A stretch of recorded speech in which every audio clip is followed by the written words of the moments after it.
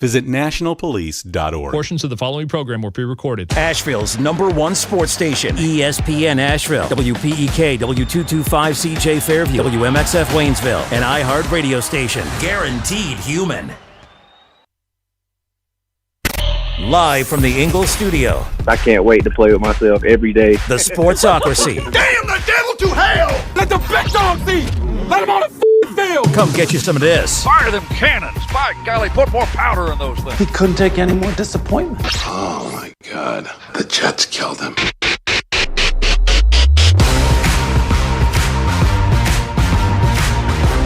And welcome into the Sportsocracy on ESPN Asheville, 92.9 FM, 880 AM, 1400. Sportsocracy heard everywhere you go on the iHeart Radio app. We are seen everywhere on YouTube. Just go to thesportsocracy.com, click the live video link, subscribe to the channel. Join us in the chat for today is... What did we get right and wrong Tuesday? That's pretty good. All right, he's prepared for that one. 100%. I'm on fire for. I'm on one today. The NFL season is over, and we're not really jumping into the playoff previews just yet. We'll get to that later on in the week, obviously. Coaching stuff, all of that. Unfortunately, Tampa didn't get the message. You mean like I told you they weren't going to? Yeah, well, I hate you, and you should hate me because here's the thing: people hate those who are often right. How bad must people hate people? How bad must people hate someone that is almost never wrong? Mm-hmm. Which I'm. Yeah, sure. Oh no, I went, but. Oh, have no fear. I have everything we said before the season. I missed some. Not a whole lot. Might not have thought a couple teams were going to be as good as they have been. But, that's pretty good. So you did pretty well. We're taking stock of what we got right, what we got wrong. We'll hand out the awards, Sportsocracy final awards of the season. And all will be covered here in the Sportsocracy over the next 3 hours. We're glad you're along on the ride with us. Don't forget to join us in the YouTube chat. You have to subscribe to the channel to do that. Be a member of the House of Reprehensibles. And then you can super chat and all those good things. Super chats always go right to the top of the list. Our lovely boss Megan just brought us a big plate of food. Mm-hmm. I don't know how we 2 days in. I don't know how we functioned before she was here. That was the before time. Like, I don't know how I lived. She looked at two fat guys and went, "You guys really need to eat something." He was like, I think that's and the she first brought all healthy stuff. I think and that's we're the first time a woman's ever told me that before. Like, you should really eat something. Usually I get, "Are you eating again?" You fattest, you should eat less. That's right. What you're used to. And I get that. I totally understand that. Especially as somebody that's been here through all of the iterations of Tank. We are. Oh, by the way, you ready. buried the lead in the lead. What was the lead? So the lead of the week. Acceleration. Bingo. Accelerate. All gas, no brakes. Going full velocity, Rob Salah. speed. Let's go. No, the lead. Yeah. Playoff games, those are fun, but those only affect 14 teams. There is an event that affects more teams than the playoffs does. Yep. Tomorrow, boys and girls, is our first Mock Draft Wednesday. Oh, nice. Do you know how excited I am? I can see it in your Bill face. Workman has done the yeoman's work. So I've done the draft by myself. In terms of the rankings, the scouting, all of those things. Tank does his work for the shows and things like that, and he's great at it. I have realized I kind of knew it, but in the last 6 days I've really realized it. Bill Workman makes me look like a amateur balloon. I can't say the word that I wanted to say. I'll give you a hint. It rhymes with what happens when you have to scratch your foot. His rankings are nanners. You can't even read that. Nanners. They are nanners. Jeremy sends me this spreadsheet that Bill has put together with all like 1,700 of his of his analysis. I was comparing his rankings to my, because my rankings aren't done. Yeah. So this year, thanks to Bill, who is just, I cannot scream from the mountaintop how integral he will be to our draft coverage this year. I don't have to put my rankings out until after the combine. So then it can be a release, and we do the top 50 with 50 days to go into the draft. And it's going to be great content-wise. But we have a problem. Bill does not have a Twitter. There is no Twitter for putting in work with Bill Workman. It needs a name. And you, the great listeners of this here program, are going to name that today. Nice. Tank is in with the workbench. The workbench. Which I like. All of the analysis comes from the workbench. I like that. Mm-hmm. But I think it could be gooder. Mm-hmm. And I know the people in this great show will come up with something great. It could be putting in work. I don't know if that's owned. I didn't look. You'd think I would have done that, but Probably. I didn't. Mm-hmm. Mm-hmm. We're going to find a name for Bill. Yeah. And I'm excited about it. Okay. All right. So throw those out in the YouTube comments if you got an idea of what we should call this thing. I'm looking at the spreadsheet that he put together. Like, I can't. There's so many entries that the Excel spreadsheet is so small that I can't even read it with my glasses on. I have to copy and paste and move it to another document. I got to the bottom of his list, and there was a player, and I can't remember the name now. I'll check it in the break. I got to the bottom, and I went, for the first time in my draft fandom life, I went, who the hell is that? I don't know who that is. We're going to have all the Draftmas season coverage for you here, and it is going to be intense. I'm staring at 592 breakdowns of athletic before the score. Senior Bowl. That's before the Combine. It's before the Shrine Bowl. It's before the Hula Bowl, which is this Saturday. I'll save you the time. You don't need to watch it. It's not important. Frankly, there are names at the Hula Bowl that Bill Workman doesn't have on his list, which blows my mind. Where did you find that guy? Hell, he was catching loaves of bread outside a grocery store, and we went, you know what? That kid right there looks like an NFL receiver. We're just giving him his shot. You know? You can find a diamond in the rough maybe at the Hula. I would love to know what the all-time Hula Bowl team is. Jalen Coker. Jalen Coker is a starting receiver. He's the last player I remember seeing at the Hula Bowl that I went, that dude's good. I think Irwin had somebody, like maybe one of the Humes boys went to the Hula Bowl at some point. Maybe I'm wrong about that. I don't know. I seem to remember like a display in the gym at Irwin High School. Somebody went to the Hula Bowl. Hell, it might have been a cheerleader that went to the Hula Bowl. It's not really must-see TV. I just love that it started in Hawaii, and now we've gotten to a point where it's in Destin, Florida.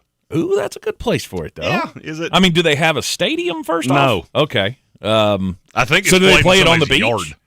I mean, beach football, that could be fun. Ask Robert Edwards. No, it's not. I mean, we're not worried about these guys tearing their ACLs because they don't have futures. Whoever survives, maybe you get a spot in the CFL practice squad. Woo! Yeah! Congratulations! You are the Hula Bowl MVP. Welcome to the Montreal Alouettes.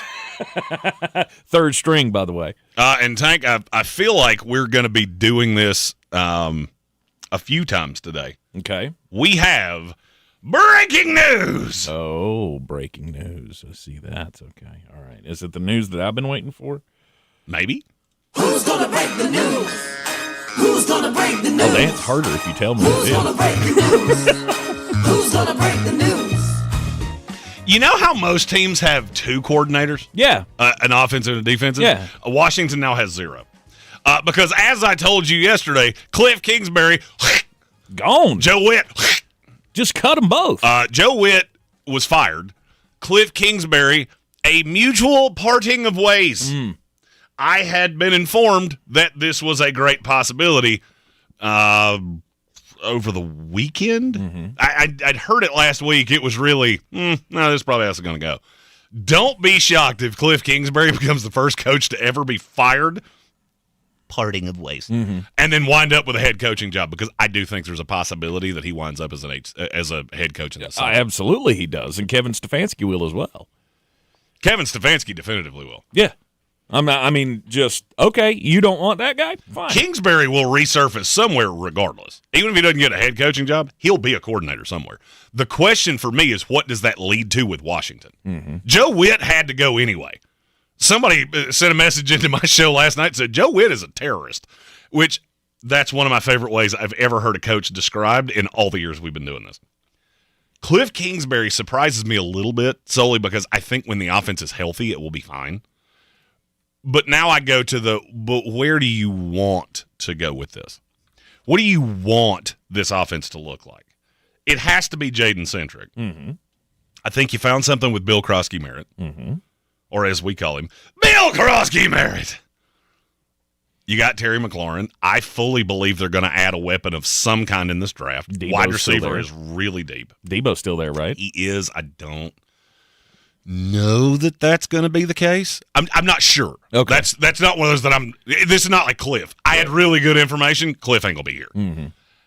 I don't know if Debo will be back. I would love to have more information on the parting of the ways here. What the discussion was. Because was it, oh, Cliff, you're doing a bad job, we need to get you gone?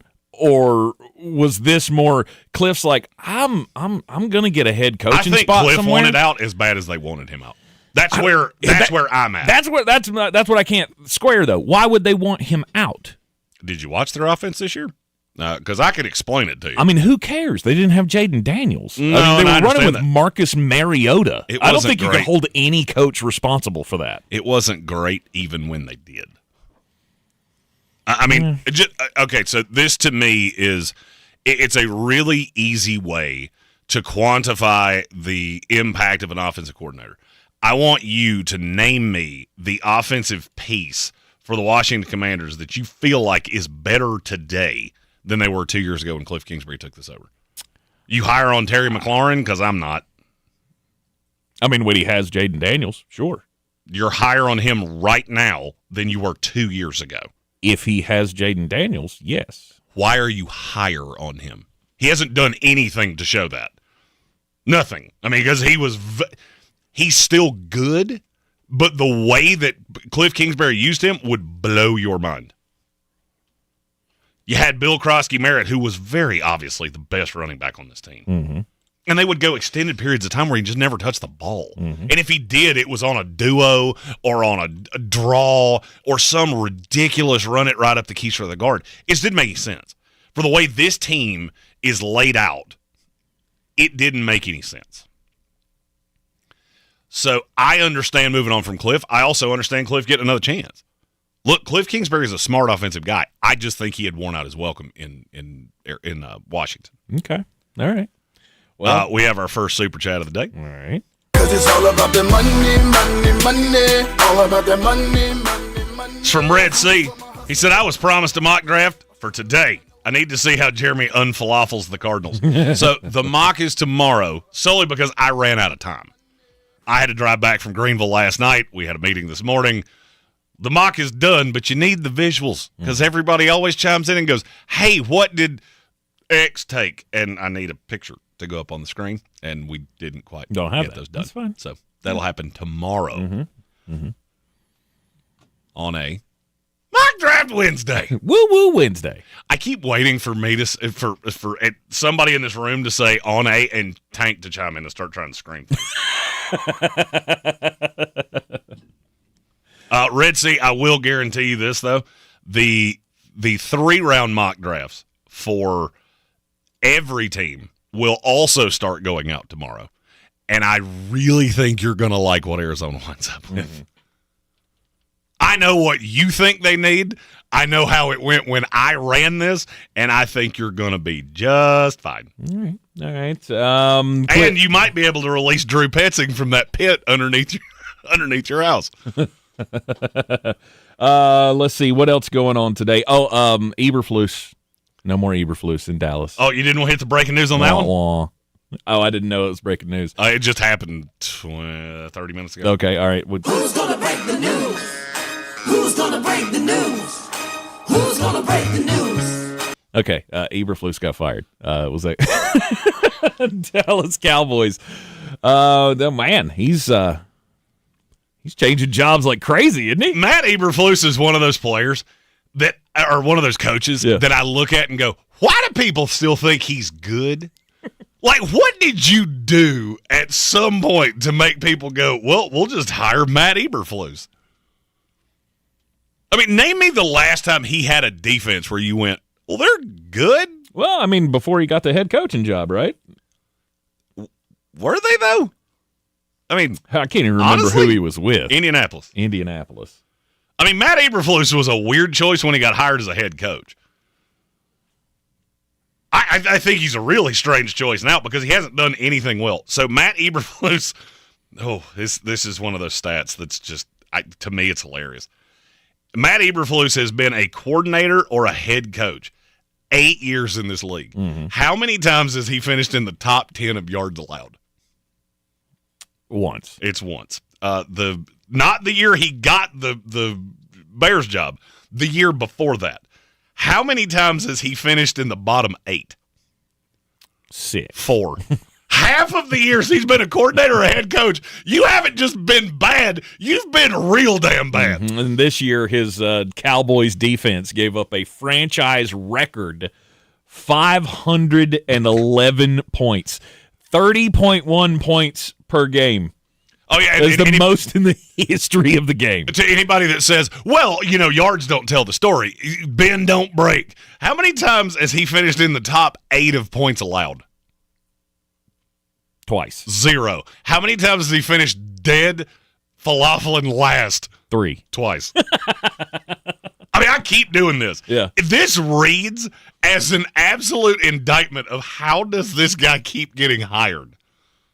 The Dallas Cowboy defense was an assault on your eyeballs. Yes. Savon Ravel, who I loved in the draft, I genuinely think Matt Eberflus hit him in the head with a ball-peen hammer before he ever put him on the field. He was the worst player in the NFL this year. Mm-hmm. The corners were awful. Outside of Donovan Ezaraku, I couldn't name you really many other things that went well defensively. They're just terrible. Mm-hmm. Now, I believe Brian Schottenheimer was better than I thought he would be. I thought the Dallas Cowboys would be the worst team in the NFL. They were not the worst team in the NFL. No, they were not. They had a pretty prodigious offense, mm-hmm. and the defense couldn't play dead in the Western. Mm-hmm. How attractive is that DC job? So, like, high level. I mean, it's the Dallas Cowboys. That job's always I hate when people say that. It's the Dallas Cowboys. You mean the team in the NFL that it's been the longest since they've been in a conference championship game? Is that the team They're you're referring still to? the biggest brand in football. They're the most expensive brand in football. They're not the – this is a bigger – this is a way bigger story, but we can try to compact it into this. Uh-huh. The Dallas Cowboys are not the job you take to advance. I mean, just look at the list of coordinators, coaches. How many of them went to Dallas to die? Chris Richard. When was the last time you heard that name? I ain't heard it. Oh, yeah. He was one of the hottest coordinator coaching candidates in the league. Mm-hmm. He went to Dallas and died. And there have been a slew more. That's my fear. Is at what point does Jerry Jones do the thing that makes sense? Stop hiring who will take it and actually go use the fact that you are the biggest brand in football. Go get a real-life, honest-to-God coach. Is he going to tell you no sometimes? Absolutely. And that's why that's what a good coach will do. Mm-hmm. And that's why he won't get the job. Because Jerry wants yes men. Why did Jerry hang on to Jason Garrett for so long? Because he'd stand back in the corner and go, yeah, Jerry, that's a good idea. Jason Garrett is Jason. There's a chair at the foot of every bed in the hotel room. Jason Garrett's the reason why. I guarantee he's sat in that one. Holy cow, that's a lot. I didn't say anything. We know what you were saying. Accelerate, Tank. Mm-hmm. Yep. Accelerate. Yep. Don't slow down. All gas, no brakes. I don't disagree with you, but that's still a big job. Any job with the Dallas Cowboys is a big job. just because it's not the springboard that you want it to be. I still think that's a in-demand job, is it not? I mean, there will be people interested. I'm just not sure anybody worth a damn is going to get it. Well, that's kind of what you get, though. When you run the way Jerry Jones runs, there are going to be people that don't want to work for you. Oh, no doubt. I mean, no doubt. I look at Dallas right now and go, as long as Jerry Jones is the one shopping for the dinner, I don't care if you have Gordon Ramsay. I don't care if you have Bobby Flay. I don't care if you have Guy Fieri. You're not going to be able to cook anything with it because it doesn't make any sense. None of it makes any sense. That's been my issue with Dallas forever. And now that's a team that a year from now, this is not breaking news to anybody that's a draft nerd like me. The 2027 NFL draft will be the single greatest draft we've ever had, ever. It's the first one I've ever had with 7 blue-chip prospects. Tank, you know how my rankings work. They go 9-5 and higher is can't miss, franchise, whatever term you want to use. There's 7 of them next year. Dallas doesn't have a pick in it. Yep. Because Jerry can't see the forest for the trees.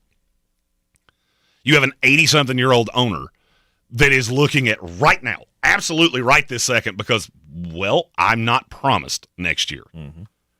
And so, no, I think this probably ends up – I'm trying to tie one to Brian Schottenheimer of who has he worked with, whether it was with the Jets or Seattle. Jeff Ulbrich.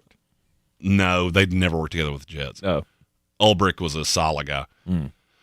This would be somebody in the Rex Ryan. Oh my God! That would be the most ironic thing to bring in Rex Ryan as the DC. If he just goes, "Hey Rex, you want to be the DC in Dallas?" And I'll be honest with you, I don't know that Rex would say no. Really? Rex wants a head coaching job. I know he does, but I mean, the dude he'll go after a head coaching job, right? Yeah, but he won't get one. That's the problem. Is that there are a handful of teams that will interview him. Nobody will hire him. If Rex, I'll be honest with you, that's the best hire you could possibly make. I got one in my mind. The Jets. The Las Vegas Raiders. Oh, no. Tom Brady ain't hiring Rex Ryan. You don't think so? One of his greatest embarrassments was because of Rex Ryan. No, he ain't hiring Rex. What embarrassment was when that? they beat him in the playoffs, the Bart Scott can't wait. That was beating New England in Foxborough. Gotcha. Now that I've thought about this, it took me 4 minutes to get from pillar to post. Brian Schottenheimer, I'm not a huge fan of yours, but I do think you did some nice things. Call Rex Ryan and ask him, what will it cost to get you here as my DC? And you tell Jerry, I need a check for this many monies right now. That's the best hire you could possibly have. And that's one that I actually think would take it because he's so desperate to get back in the league. I love Rex. Yeah. He could have had Todd Bowles if he wants. We'll trade him for nothing. No, you won't. You would. Unfortunately, you don't cut the checks, so your opinion means less than a hill of dirt. Come on, Glazers. The ownership of the Tampa Bay Buccaneers, they do not agree with you. All of them. So in the next segment, we have to do something that we've never done before. Okay. I had some unpaid off super chats from last night. It's Shanahanism time, y'all. Oh, geez. And Kevin Mullen just came with the absolute fire on the last one. So we're going to do back-to-backers, bruh.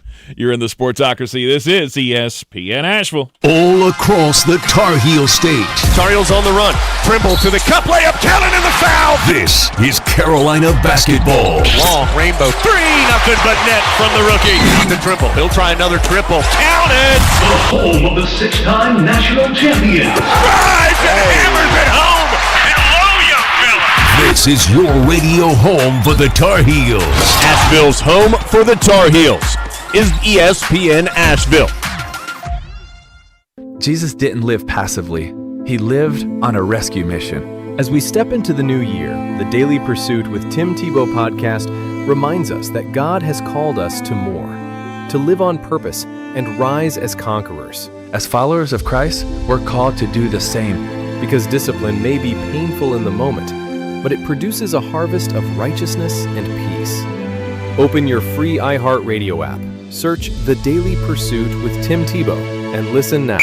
This football season, Bears Smokehouse Barbecue is where the fans feast. Catch every game Thursday, Saturday, Sunday, and Monday on big screens with booming sound, cold drinks, and the best barbecue in town. Bring your crew and tackle the game day grub package. A dozen wings, a pound of pork or chicken, a full rack of ribs, 3 pints of sides, and slider rolls, feeding 4 hungry fans. Whether you're cheering for touchdowns or just here for the ribs, Bears is the ultimate game day destination. Bears Barbecue in downtown Asheville. Your home for football where the fans feast. It's the moment you dream of, the moment you work for, train for, run wind sprints when nobody's watching for, the moment when hours of gym time, court time, prep time, all culminate into this time, the moment when millions of bounces, blocks, and boards all add up to this, your moment. Ingalls, we're with you every step of the way. Sure, you know Appalachian Motor Coach is the official shuttle sponsor of the Living the Dream Tailgate Tour. But did you know that they can get you anywhere in style? Weddings, bachelorette parties, corporate gatherings, family reunions, Appalachian Motor Coach makes the ride part of the fun. Luxury seating, climate control, and none of the stress of parking or driving. Appalachian Motor Coach gets you there relaxed, on time, and ready for the party. For more information, visit them at AppalachianMotorCoach.com. Appalachian Motor Coach, the best memories start on the ride. I'm Coley Duffy. I'm Cody Ward. And we're the Chainsaw Brothers.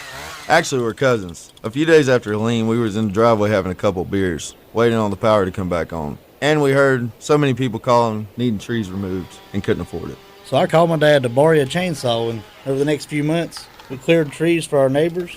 Our business was born out of wanting to help Western North Carolina get back on our feet. We are fully insured and licensed. We keep our promises, meaning if we say we're going to be there, we'll be there. In these parts, we live how we were raised. When you call the Chainsaw Brothers, you're not a customer, you're family. We're good at what we do, and we do it for a reasonable cost. For all your chainsaw needs, call the Chainsaw Brothers. 828-316-1013. Or find us on Facebook. See how we treat our family. Are you still covered up with storm damage and debris? Call us about our daily rates at 828-316-1013. That's 828-316-1013. We're the Chainsaw Brothers, and with our neighbors, we're Western North Carolina strong. Woohoo!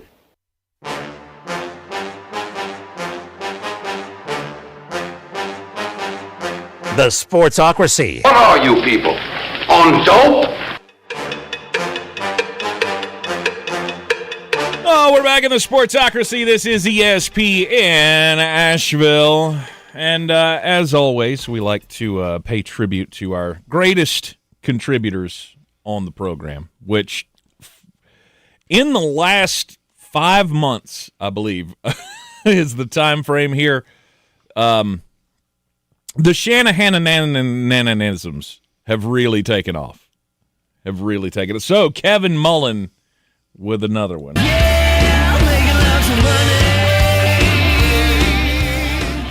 So last night, overtime, my show in the upstate of South Carolina, Kevin Mullen threw out a couple Kyle Shanahanisms, and I ran out of time. I actually didn't realize what time it was until my producer went, "We have to get out of here right now because bad things are about to happen." I did. So there's no clock. I'm used to having a clock right here. I don't have one of those down here. Yeah. So I apologize to Kevin, but I saved your super chats to read them today. The first one said, Kyle Shanahan requests you play no Creed, no Q's.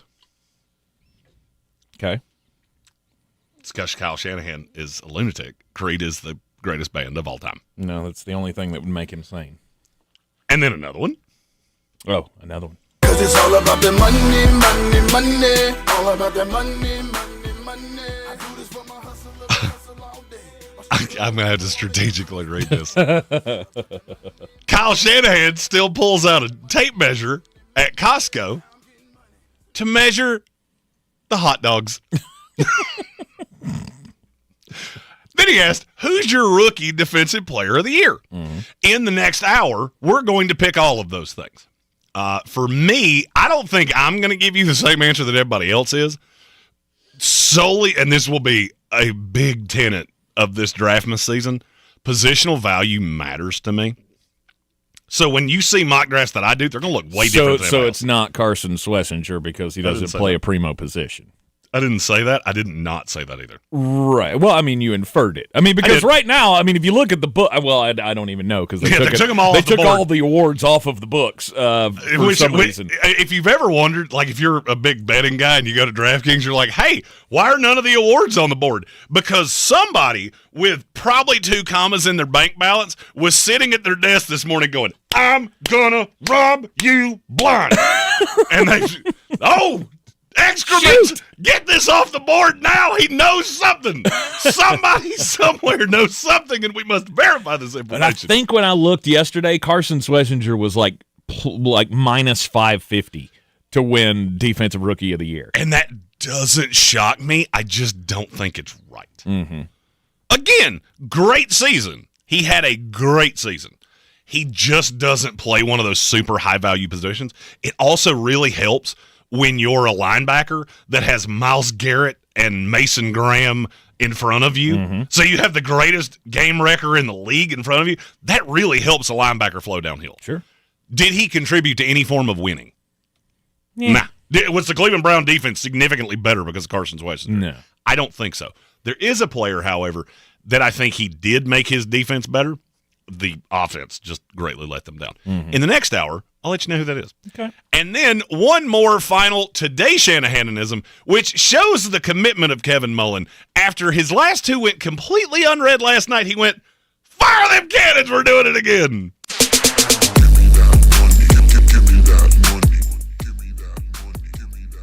This might be my favorite one he's ever said. Kyle Shanahan says anything can be a marital aid if you're brave enough.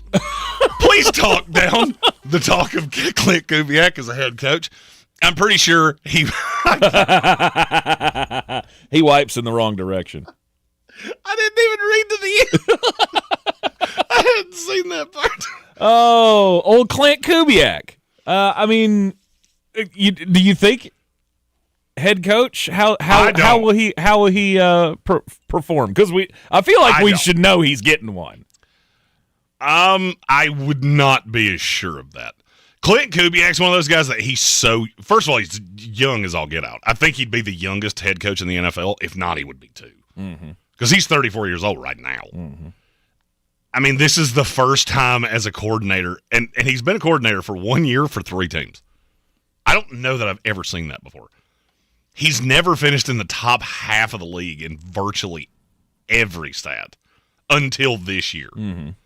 So I don't think he's going to get a head coaching job. If I were picking them outright right now, I would say there's a better chance that Cliff Kingsbury gets one than Clint Kubiak. Agreed. I know Joe Brady's going to get one. Mm-hmm. Stefanski will get one. Mm-hmm. And then we get into some weird ones. Like, the more I've thought about it, the more Brian Flores really makes sense in Las Vegas. And he brings Daboll with him as the OC. Mm-hmm. I think it was Randy said that on my show last night. The more that's kind of churned around in my brain, that makes sense. Because that's 2 Patriot guys that were not necessarily Bill guys. They were Patriot guys.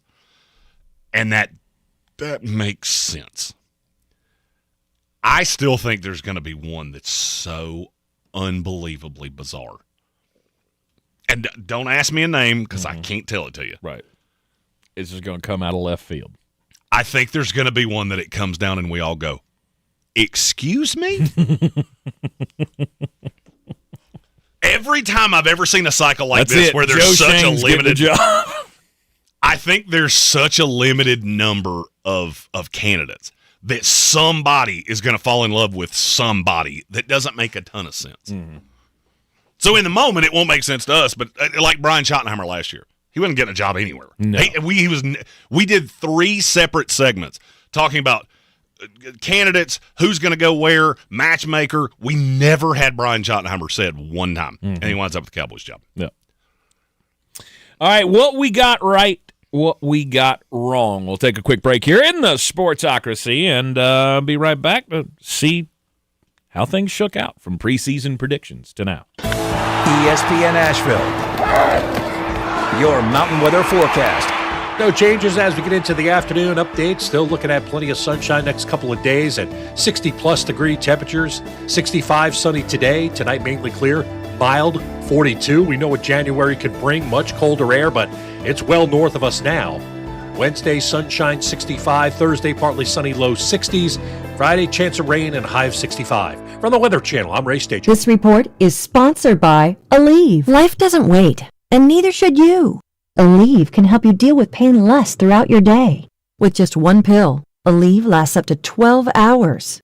Don't let those aches and pains hold you back from doing what's important to you. Use as directed. Straight Talk presents The Math of More. Here's how it works. When you say yes to more with Straight Talk, you're left with more for all the other good stuff. So getting an unlimited plan starting at just $25 a month equals more savings for your family's weekend adventures. And with a network covered by Verizon, you can share more from wherever you go. It's simple math, really. More equals more with Straight Talk. Available at straighttalk.com and Walmart. Taxes and fees apply. The $25 plan requires a compatible unlocked device and a new line of service. Additional terms apply. Are you 50 or older? This news is for you. The CDC recommends you get vaccinated against pneumococcal pneumonia. Even if you're healthy, your age puts you at risk. People 50 or older are over 6 times more likely to be hospitalized with pneumococcal pneumonia compared to adults 18 to 49. Just one shot can help protect you. Learn more and schedule at vaxassist.com. That's VAXassist.com. Sponsored by Pfizer. ESPN Asheville, broadcasting from the Ingles studio at Radio Ranch. Log on to ESPNAVL.com and make us your #1 preset on the iHeartRadio app. ESPN Asheville, #1 for sports coverage in the mountains. The free iHeartRadio app is your daily soundtrack with live stations, 24/7 news, sports, and weather, and of course, the most podcasts on the planet.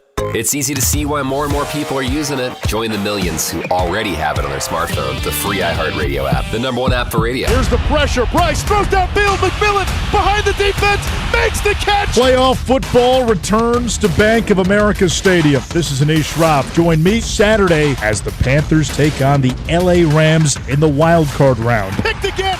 Mike Jack takes it in for a pick six. Pre-game coverage comes your way at 3:30. Kickoff at 4:30 on the Carolina Panthers radio network. Asheville's home for the Panthers. News Radio 570 WWNC. Did you know that Ingles sells more organics than any other grocery store? Or that they run their own dairy? Or that they only serve USDA choice and prime meat? Or that they donate 3,956 meals a day to local food banks? Well, now you do. It's all in the bag.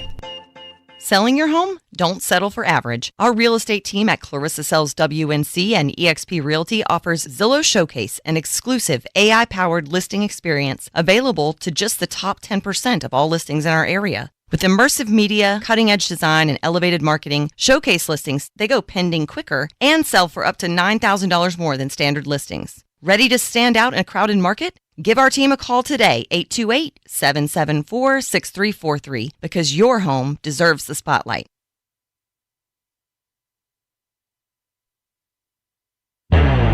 Boy, you must be outside your mind. The Sportsocracy. Just a bit outside. He tried the corner and missed.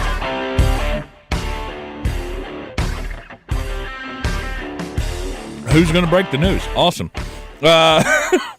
If I'd known that news hadn't been broken to you. Jeremy just laid some news on me right before the break, or right before we turned the mics on there. That's like, was anybody going to tell me this? Because that's kind of important to my job. I live by a simple philosophy. If somebody has told me, there's no way they haven't told you. And sometimes that burns me. Sometimes. Wow. Okay. I think they tell Miss Joanne that cleans Radio Ranch before they tell me damn near anything. That'll be an email after the show. Welcome back into the Sportsocracy. This is ESPN Asheville. Jeremy, did you have an outside story? I do, but you have to go first. Well, I'd completely forgot and didn't do that part. I had that meeting earlier and just accelerate. Yep, we're accelerating into the future. It's all about digital penetration. Got to do more on the socials. Oh, all right. I'll tell mine while you either look for yours or you remember that thing I just said that there's going to be one strange candidate that winds up with a job in this cycle? Yeah.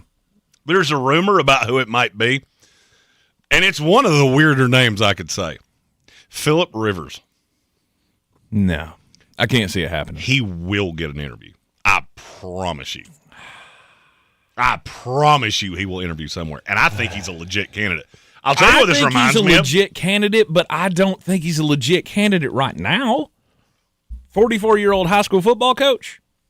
I mean, I kind of want you to have a job somewhere in between Alabama high school football and the NFL. So here's my question. Why don't you go to Tulane or something, and then we'll talk. So here's my question. Yeah. Would you rather have a coach that you've already seen be bad at a lower job, which is a lot of the candidates that you have here, or take a shot on old shot put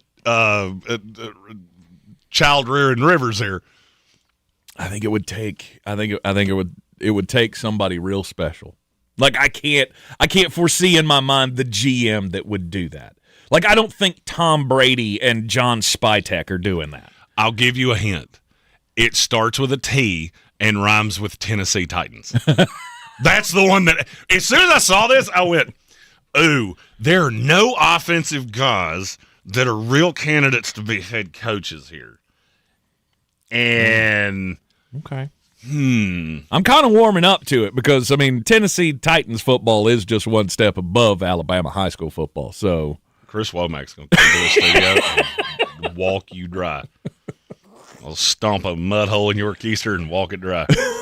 Because you just talked about two things that he loves. I'm sorry. State of Alabama and their high school football and the Tennessee Titans. Well, look, it's just a respect to the crew of talent that they've had in high school in Alabama. If you did an all-time list of the greatest players, I'm pretty sure the Alabama high school side is going to be much longer than Javon Curse. End of story. Steve McNair, Eddie George, end of story. Right. Number 4 would be Kevin Dyson. Mm-hmm. Or the guy who caught the miracle pass. I don't remember. Derek Mason. Derek Mason, yeah. No. Frank Wycheck. That was he was the one that threw it. Yeah, he was the one that threw it. Yeah, I mean, maybe for the Tennessee Titans. Actually, that does make sense. I mean, because Amy Adams Strunk is just stupid enough to do that. The person who fired Mike Vrabel is dumb enough to go, hey, you know what? Maybe we should get this guy who just played football 10 seconds ago. Actually, you know what they could do? He could be the first player coach in the NFL since like the 1940s. And then he could yeah, we don't want him to play. I watched him shot. I mean, he's better than Cam Ward sometimes. So I'm going to disagree. Cam Ward was pretty good the last month of the season. I will say, and I'm never going to get over this, Amy Adams Strunk, in your first mission as an NFL owner, mm-hmm. you fire Mike Vrabel to hire Brian Callahan. That would be like leaving your wife to hook up with a Hooters waitress with a bad attitude. Like, she's not even friendly. She didn't even sit down. You couldn't possibly think she was flirting with you, although flirting with you is half of her job. Mm-hmm. She didn't even do that. She just threw your wings at you, spilled blue cheese in your lap, called you I can't say that. Those words are not allowed on the radio box. So to the chat I go. No, we get you. Wow, Phillip. Yeah, I can't see that happening. Phillip Rivers being a head coach right now. I mean, look, 3-4 years in the future, maybe. I'm telling you, he gets. I don't know that he would want it now either, because he's still got kids in high school, right? He's got one son that's graduating. 2 that'll be on the same team this year, right?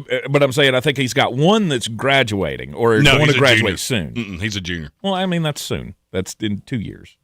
I mean, he's getting there. That's why I say if Phillip Rivers having a kid in school is going to preclude him from doing this, then he's never going to freaking do this, because he's going to have kids in schools for the next 40 years. No. Because I'm not even sure he's done having kids yet. He's definitely not. He's 44.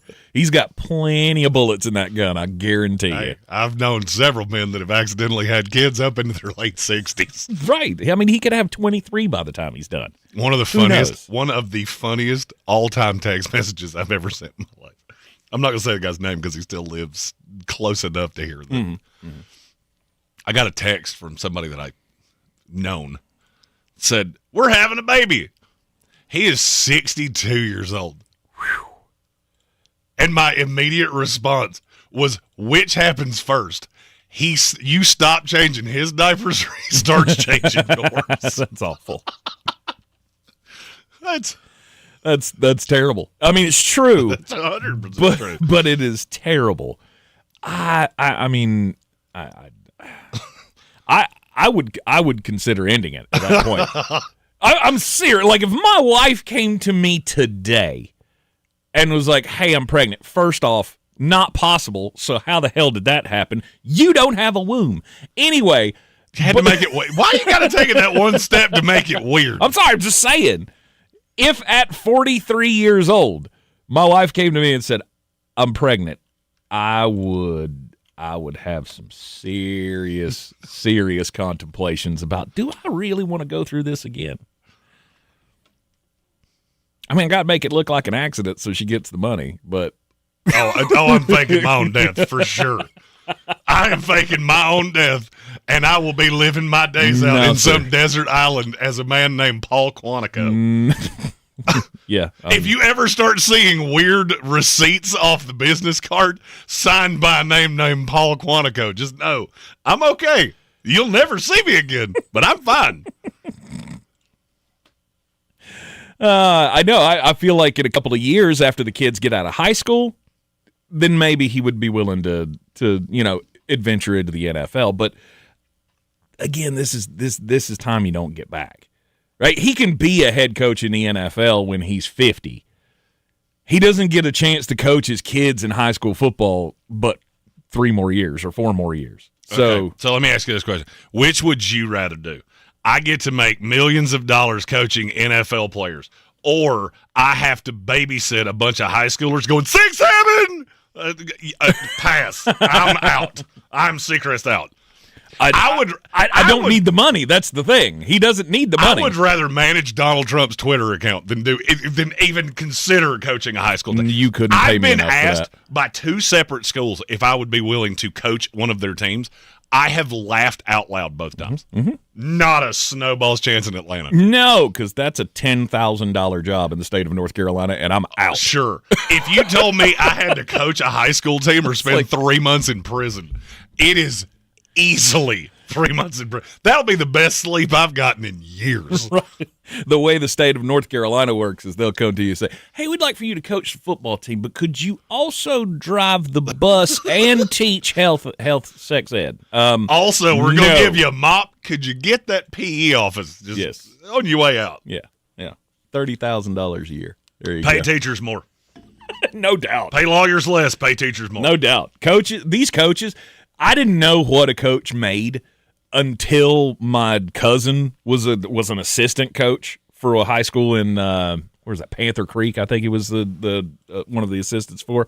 I had no idea, like the stipends and how that works. You don't get a salary, you just get a little bit on top of your regular duties and all that. And you think about and I'm thinking directly of Rodney Pruitt at Irwin High School because I know him the best. And the things that he goes through for his team. Getting up, break of dawn every day, shuttling dudes, making sure everybody's at practice, driving buses, setting schedules. Screw that. And it takes a special person. And God bless those of you that do. Absolutely. But I'm not that person. Mm-mm. See, I'm this. There's an adjective about me, and it starts with an E, or it starts with an S, and it rhymes with elfish. I am that. I am he. Sure. He is me. Yeah. I'm good. Mm-hmm. I get it. You're shaping the young minds of America. However, most of the young minds of America are a little empty. Mm-hmm. So I can't deal with that. I can't do it because I don't want to scream at children, and that would lead to it. Yeah. So I just avoid them. Okay. That's how I function. That's how you That's roll. how I do it. Okay. All right. Seeing as how we have teased it and haven't even gotten to one were we right or were we wrong, we'll push that to the next hour. Hey, weird. We're doing everything right. We have a whole show rundown. I'm looking at it right now. Yep. We have not crossed a word yet. Nope. 48 minutes. We haven't crossed the yet. Mm-hmm. Mm-hmm. Mm-hmm. And that's what you show up here for every day, and we appreciate Exactly. you. God bless you. Exactly, because you never know what you're going to get. Jason, the YouTube chat, they've said you've been on one. They're also completely waiting for the day that you just get escorted out of here on camera. And frankly, I've been thinking that's coming for 3 years. What did I say? I'm not even sure this time. I did this time. So many of them said it that I just went, yeah, he probably did. I mean, if management here ever comes to me and says, hey, did Tank say that? Probably. I mean, I wasn't listening, but he probably did. Probably. He danced way too close to the line for the last time. And that was the last time. And that was the last time. Tank made a wiener joke. Go on. Again, I don't even know what I did this time. Tua Tagovailoa says, that'd be cool. Okay, sweet. That'd be whatever. Sweet. He goes. He's doing a press conference yesterday, and they said, "So there's a lot of talk that you may be, you may be jettisoned out of here. What would you think about a fresh start somewhere?" And he went, "I could do that. That'd be cool. That was his exact phrase. That'd be cool. Yeah, I'd be down for it. I mean, after you've had the tumultuous time in Miami, just thinking of this from Tua's perspective, I would want anything else. Anything else." He would prefer to coach Alabama high school. We come back to the Miami Dolphins. And they said, we're good. Pass. Nah, dog. You remember that This Is Your Brain on Drugs? We're going to make a new one of those with yours, and this one's going against the wall. Tua gets benched for the last 3 games of the season for Quinn Ewers, who we made fun of the entire preseason. Mercilessly. This dude can't throw for squat. And what's sad, he was better than Tua Tagovailoa for 3 weeks. Mm-hmm. Not even close, really. Oh, yeah. There is less than 0 chance that Tua Tagovailoa is back with the Dolphins. Now, here's my question. Who takes a shot on him? It's harder to find one than you think. And why is it not? Oh, name the team. I'll tell you why. I did this yesterday. Yeah, that's what I was trying to think.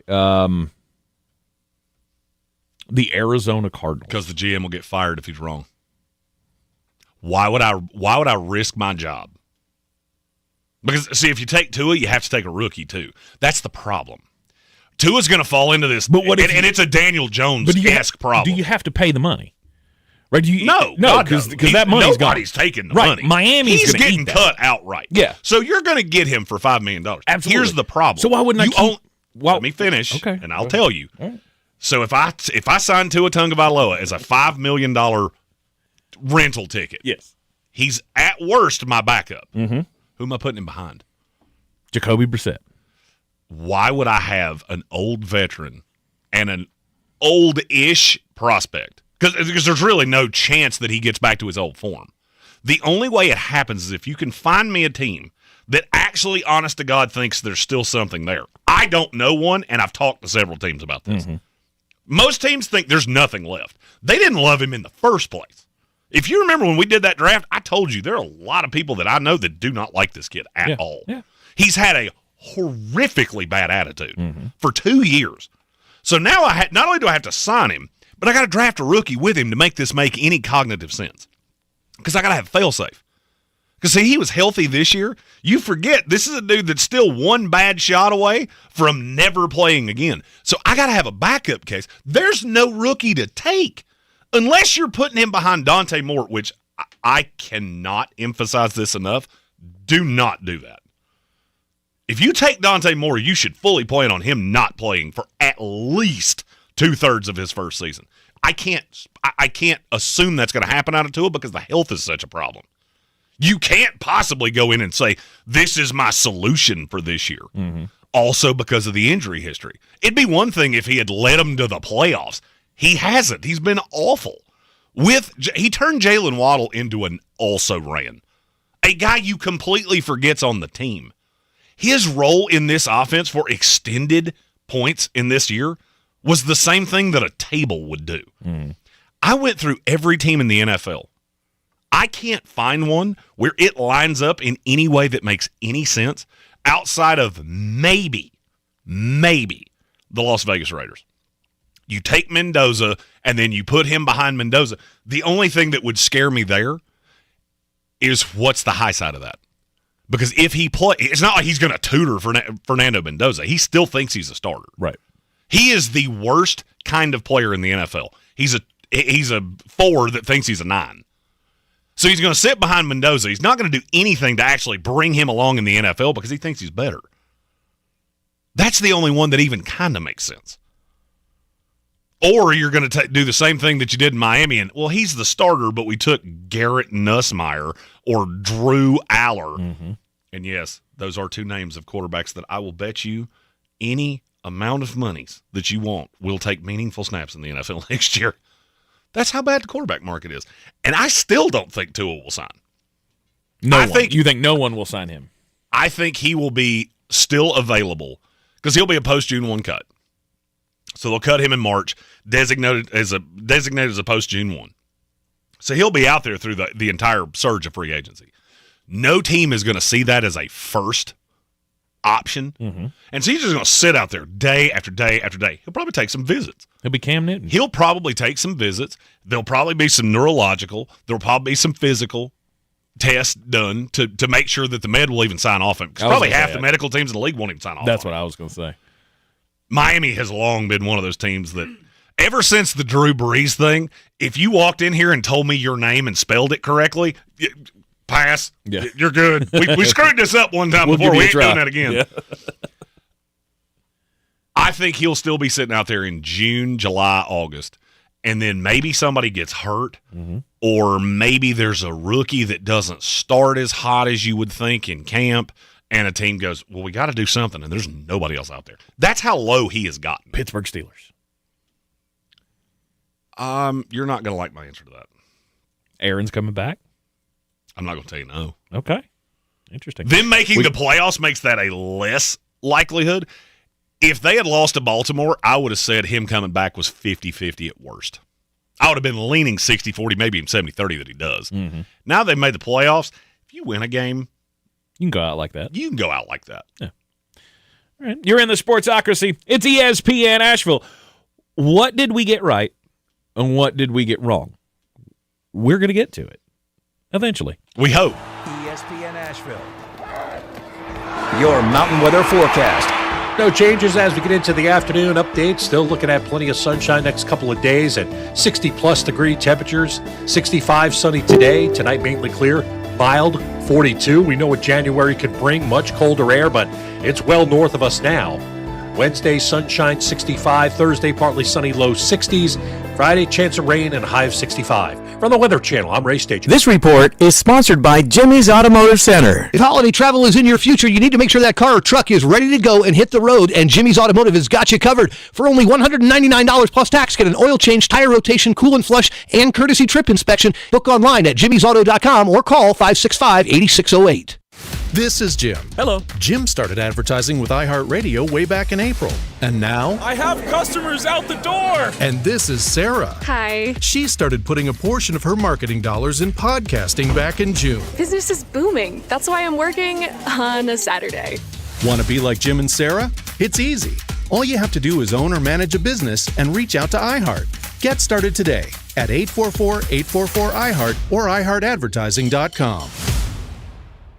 Progressive knows RV owners like to travel at a nice, relaxing pace. Just like this commercial.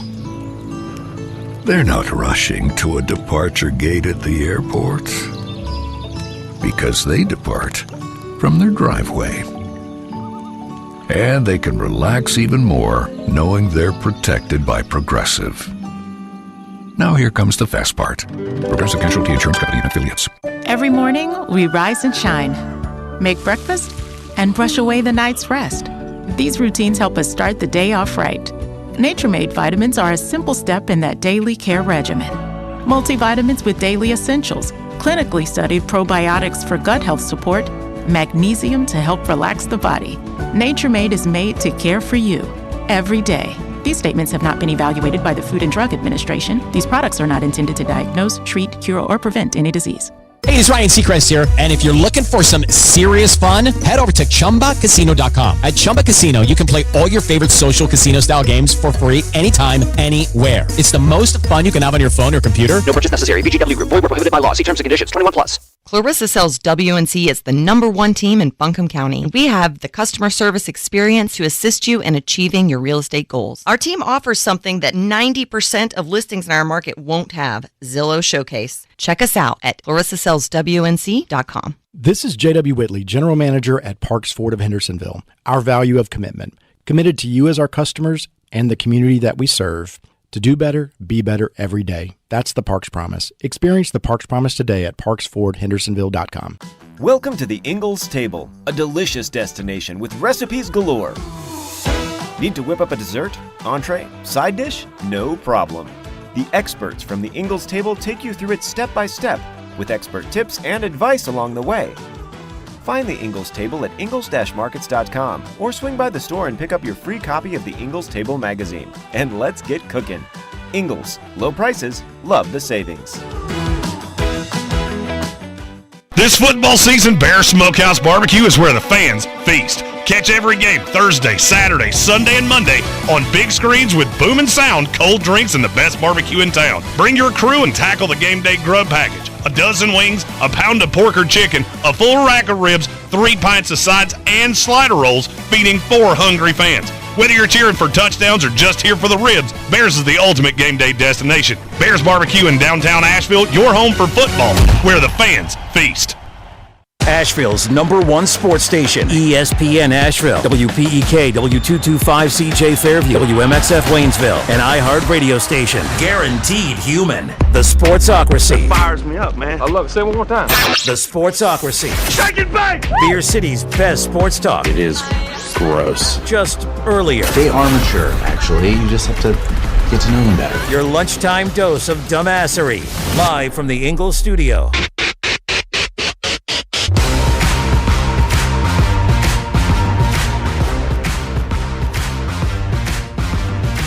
Welcome back into the Sportsocracy. This is ESPN Asheville, 92.9 FM, 880 AM, 1400. The Sportsocracy heard everywhere you go on the iHeart Radio app, and we are seen everywhere on YouTube. Just go to thesportsocracy.com, click the live video link, subscribe to the channel, and join us in the chat. Today is a What We Got Right, What We Got Wrong Tuesday. Tuesday. I had to think about what day it was. I did too. You kept saying W's, and you know how much I love alliteration. I was just waiting for you to say Wednesday, and then I was like, oh wait, it's not Wednesday.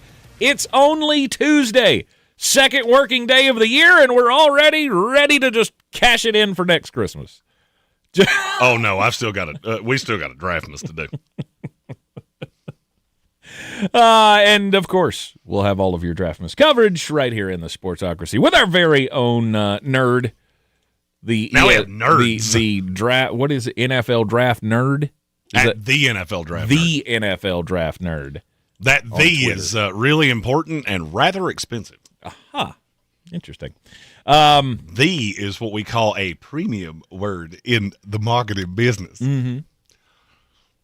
I mean, I have NFL Draft Nerd, too. I just don't use it. Ah, gotcha. So the NFL Draft Nerd on your Twitter box. If you will. The NFL Draft Nerd. Why do you keep saying it weird?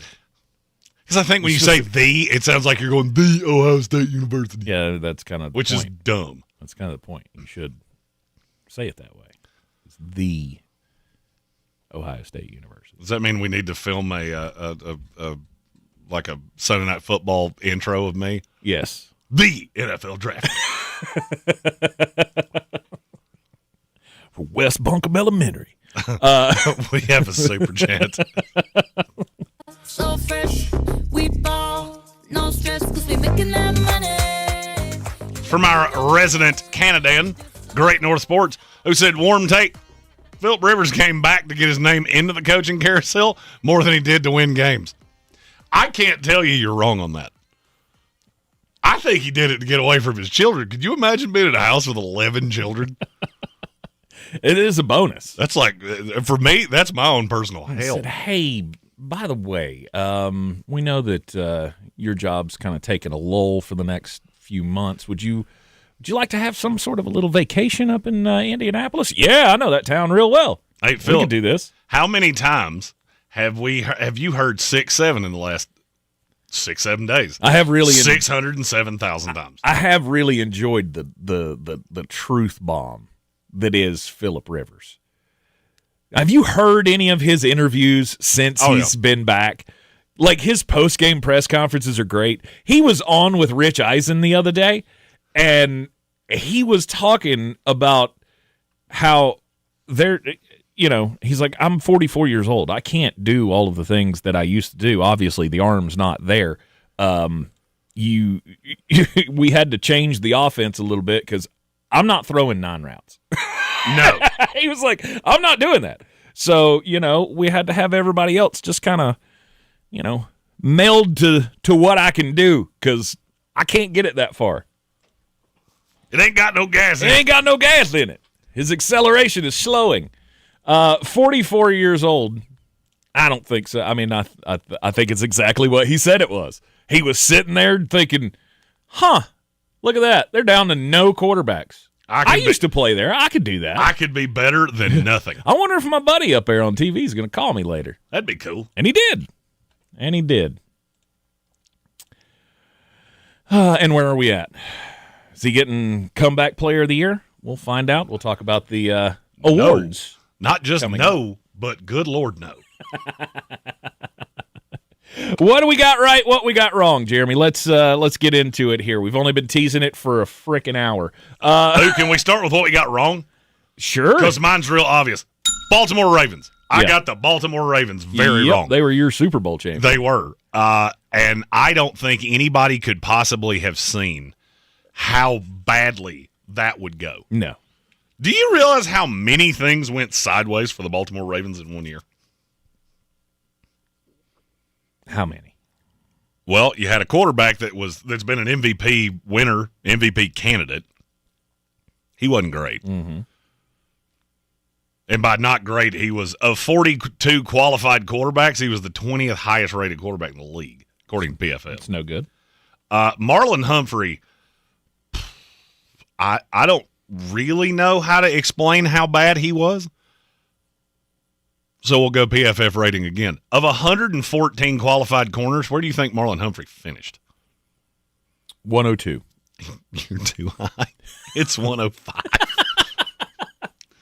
But we knew that already, didn't we? Your two wasn't edge he rushers. That bad last year? He wasn't that bad. He wasn't good. He was but he falling. wasn't that bad. Right. So his precipitous decline has been a lot like Wile E. Coyote.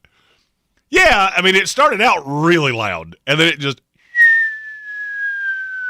he's about there. Right. We're almost right. He fell so far off the cliff you can't even hear it anymore. Nope. Until it hits the ground. The two edge rushers that started on this team, of 115 edge rushers, where did they finish? I will say 111 and 113. Oh, you're so close. And you even separated them by the right amount. It's 107 and 109. That's hard to do. So basically your defense was Kyle Hamilton and a bunch of dudes. Mm-hmm. Travis Jones, Roquan Smith. There was a lot of pure garbage, and a lot of it was in your secondary. Then you look at the offensive line. Your guards were terrible. Your tackles were fine. Mm-hmm. Not great, not awful. They didn't really stop you from anything. You really only had Zay Flowers. That was it. That's the only weapon that you had that you could consistently count on. Because Derrick Henry was good at times and completely irrelevant at others. Yes. DeAndre Hopkins, I mean, he played what? 333 snaps the entire year? 334? Something like that. It's just non-existent. So this is a team that you had all the talent, but, man, they got old fast. Mm-hmm. Mm-hmm. Baltimore Ravens were definitely a disappointment for everybody.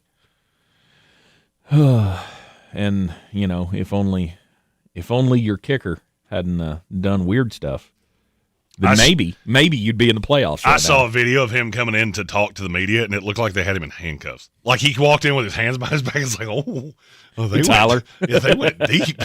Like, we're going to throw you in I'd the river. refuse. I'd just refuse. Find me. Whatever. I'm not going out there talking. I'm good. I don't want to talk to them. Yeah. They're going to ask nothing but mean questions, and I don't want to do that. Right. Now, here's my question. Do you think it gets better for Baltimore a year from now? Yeah. How? You revamp the roster. You get, maybe a healthier, more confident Lamar Jackson. Make some coaching tweaks.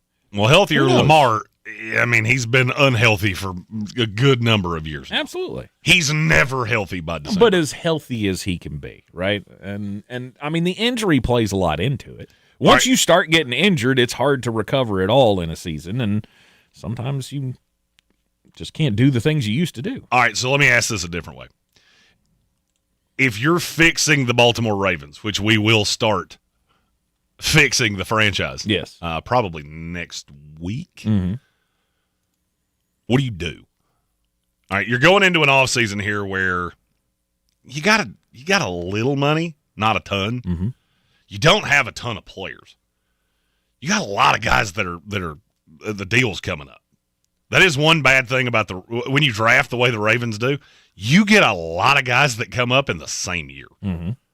I mean, so just for example, this year, the Baltimore Ravens have Draymond Jones, Alohi Gilman, Kyle Van Noy, Tyler Linderbaum, Darius Washington, Patrick Ricard, David Ajabo, which I'm not going to lie to you, I completely forgot he was on this team. Mm-hmm. Chidobe Awuzie, Charlie Kohler, Daniel Faalele, Isaiah Likely. I mean, how many? You said 5 there. I was counting in my head. You said 5 that I would. These are all guys that are up for free agency. Mm-hmm. You said 5 of them there that I would try to re-sign. So who were those 5? Well, Draymond Jones. Faalele was one. Draymond Jones is a no-doubter. Yeah. Alohi Gilman is one. Kyle Van Noy was the best edge rusher. Isaiah Likely's a no-doubter. Tyler Linderbaum. Tyler Linderbaum's a no-doubter. Okay, so we're already to 5, and you haven't said the fullback. You haven't said one of the best safeties on this team in Darius Washington. The others, Isaiah Likely. Mm-hmm. Yeah, he's a no-doubter. Well, here's the problem. You don't have enough money to re-sign him. Because they have it's roughly $28 million. And now that's not adjusted cap, because they only have 40 players under contract. Okay. So they actually really have 12. Because you have to sign to 53. Minimum's $1 million. So you don't really have as much money as it looks like. Do I have no restructure room or anything like that? I mean, we've seen cap gymnastics so many times around this league. The Ravens are really good at keeping money like that. Mm-hmm. In terms of Lamar would save you a ton. Cutting Marlon Humphrey, which to me is the first thing I do. Yes. And I'm not even sure. I think I have to wait until post June 1 just to stretch that out over 2 years. But there's no doubt in my mind he's not coming back here. Yeah. I think Baltimore needs more of a reset than a lot of people do. But I think there's no team in the NFL that's more equipped for a reset than the Baltimore Ravens. When you say reset, what do you mean? Do you mean getting rid of John Harbaugh? I would have, and I said this last night, I think John Harbaugh and Mike Tomlin have both. I think this is what this is going to be forever. Okay. For Baltimore, it's way worse this year than I think it will be in the future. I just think you two are going to alternate winning this division, going into the playoffs as a dog, even though you're playing at home, and you're going to come up against teams that are just flat out better than you. Because if you look at Baltimore's roster right now, which position group do you look at and go, yep, that's good? Wide receivers? Good Lord, no. That's the only one. If you can't re-sign Isaiah Likely, which he's going to hit free agency more than likely, because you will have to move on from Mark Andrews. He's not coming back here to be a backup. It's just not happening.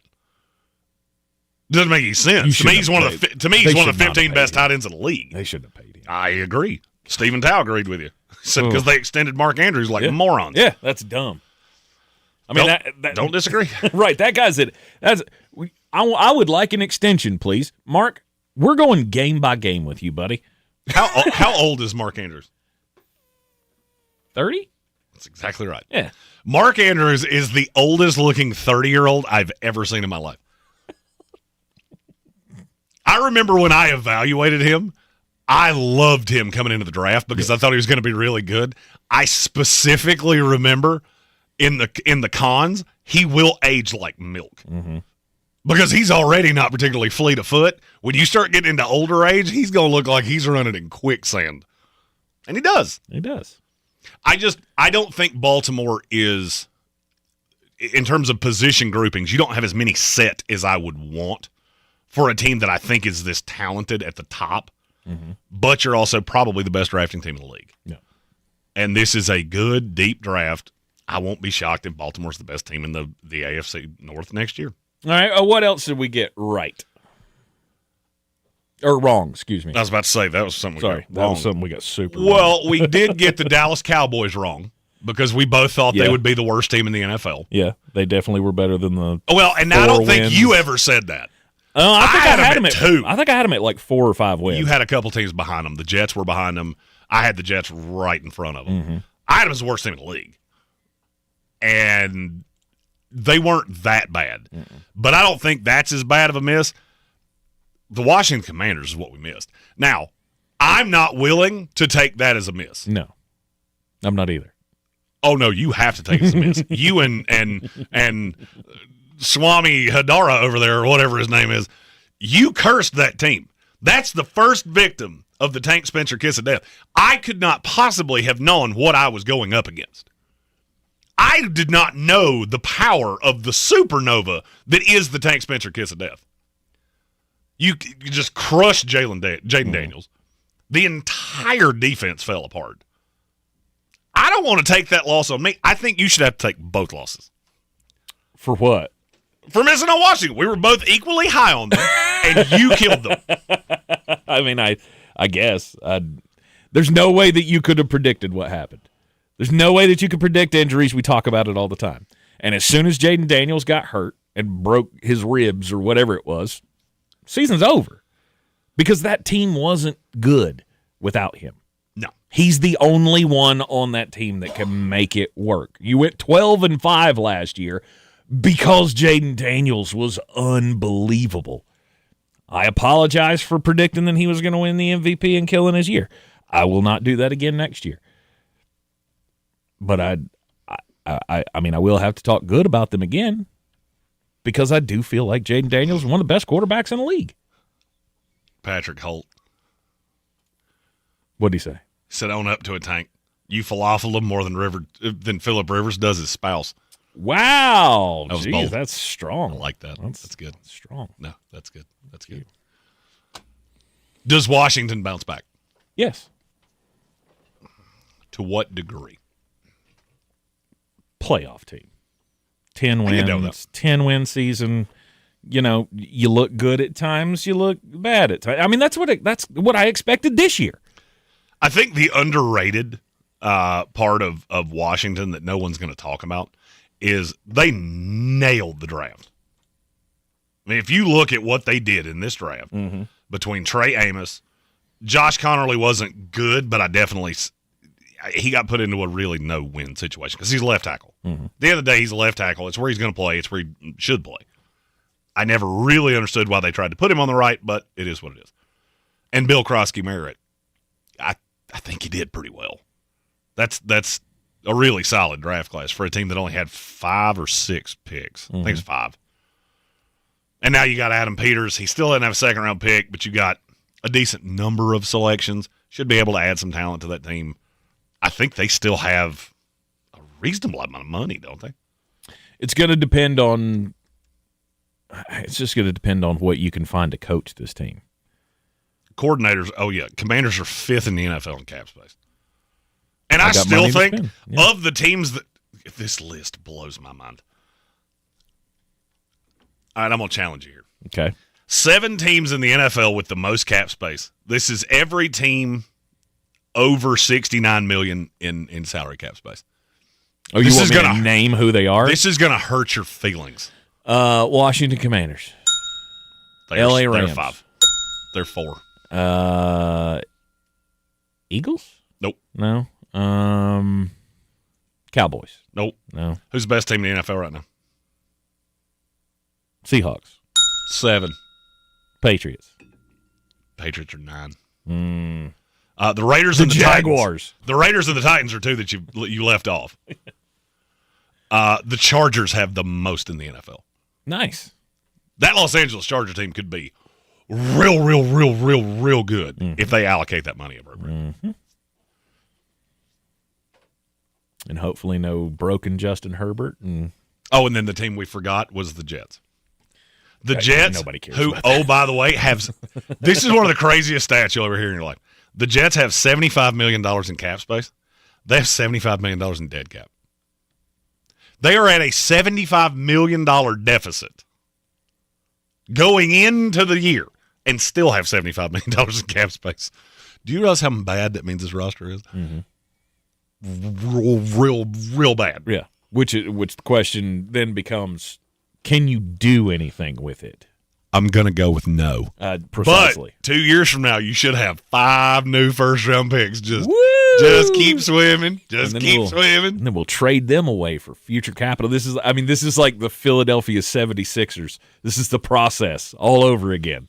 Just get as many draft picks as I can. This is the Jets trust the process is like somebody that they're trying to start a sourdough, and they keep getting drunk and peeing in it. Like, well, it was going so well, and then somebody whizzed in it. Well, no, it is the process. Remember, the process didn't work until who was it that was in charge of the process? Brent Brown or something? Brent Brown was the head coach. What was it? What's the GM's name? I can't remember, but he was gone. He was gone by the time Embiid got good and they were threatening to win NBA titles, and then never did. And never even, they got to the finals once, right? The Eastern Conference Finals, they got there once. Sam Hinkie. That's it. And he was gone by the time the process paid off. Of course, Jeremy's going to be dead by the time the Jets pays off. Oh, yeah. Yeah. No doubt. His grandchildren will be like, Paw Jeremy'd been so proud. He'd have been so happy. He'd been dead for 7 years, but he'd have been so happy. By the way, you said great grandchildren wrong. No, it's going to happen right after you die. You're going to be one of those, you're going to keel over from a heart attack at 58 years old, and then all of a sudden, that next year, the Jets are going to win the Super Bowl, and we're all going to be like, it was Jeremy. You know what I heard there? I'm making it 58. That's better than I came in today thinking it was going to be. Because that was 42 when I walked in the door. You're in the Sportsocracy, and this is ESPN Asheville. We'll be right back. The music we listen to all year long. The anthems that were our soundtrack for 2025. And the stars who made the songs we love. Will all be celebrated. Let's get it started. March 26th, live from Los Angeles. Coming back to Fox. Be here as our 2026 iHeartRadio Music Award nominees are announced. Thursday at 9 a.m. Are you running for office and have a message you want every voter in your district to hear? Well, that's where radio comes in. Radio is your direct line to morning commuters, midday grinders, and late nighters. Radio puts your message right where your voters are. Plus, it's 1/10 the time and cost of video. Don't just campaign. Connect with millions all over the country. Even thousands in the smallest communities with radio. Call now and be on air in just 48 hours. 844-844-iHeart. That's 844-844-iHeart. All across the Tar Heel state. Tar Heels on the run. Trimble to the cup layup. Cannon in the foul. This is Carolina basketball. Long rainbow 3-0 but net from the rookie. The Trimble. He'll try another triple. Counted. The home of the 6-time national champion. Drives and hammers it home. Hello, young fella. This is your radio home for the Tar Heels. Asheville's home for the Tar Heels is ESPN Asheville.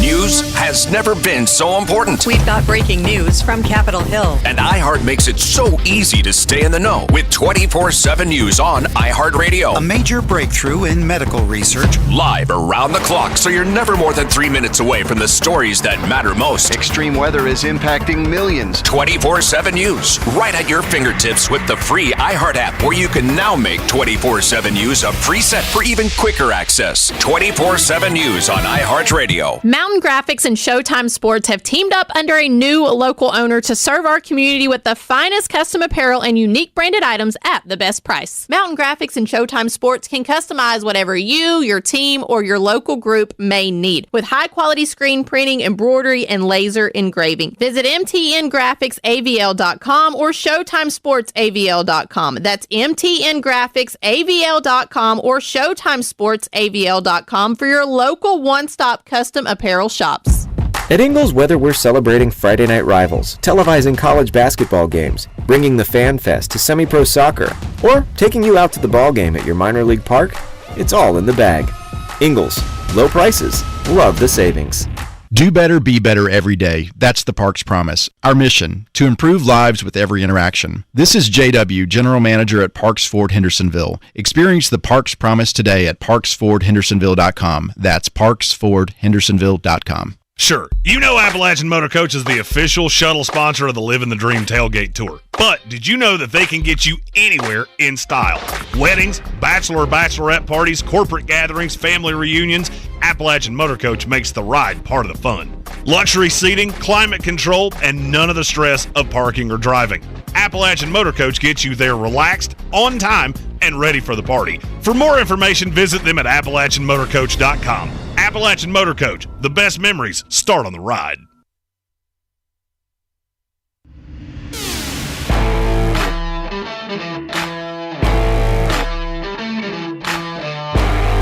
The Sportsocracy. We treat star athletes better because they're better people. That's not fair. Life isn't fair, kiddo. Get used to it. And we're back in the Sportsocracy. This is ESPN Asheville. What we got right, what we got wrong for the 2025 NFL season. It's all in the books. And still on what we got wrong here. So we were historically wrong, I believe, about the Baltimore Ravens. And the Washington Commanders. It happens. And then there's one more. Okay. The Detroit Lions. Yeah. Now, if you remember, and I said Detroit last for a reason, because if you remember, we were very cautious about, or at least I was. You were. You lost two coordinators here. I've read this book before. Mm-hmm. This doesn't tend to go well, especially when one of them's as good as Ben Johnson. Mm-hmm. I have come to the realization I don't think it matters who the defense coordinator is at the Detroit Lions, because I think Aaron Glenn is a moron. Do you think they were just okay, or they were, because they weren't good? I mean, I think okay. Aaron Glenn is such a. I think Aaron Glenn's such a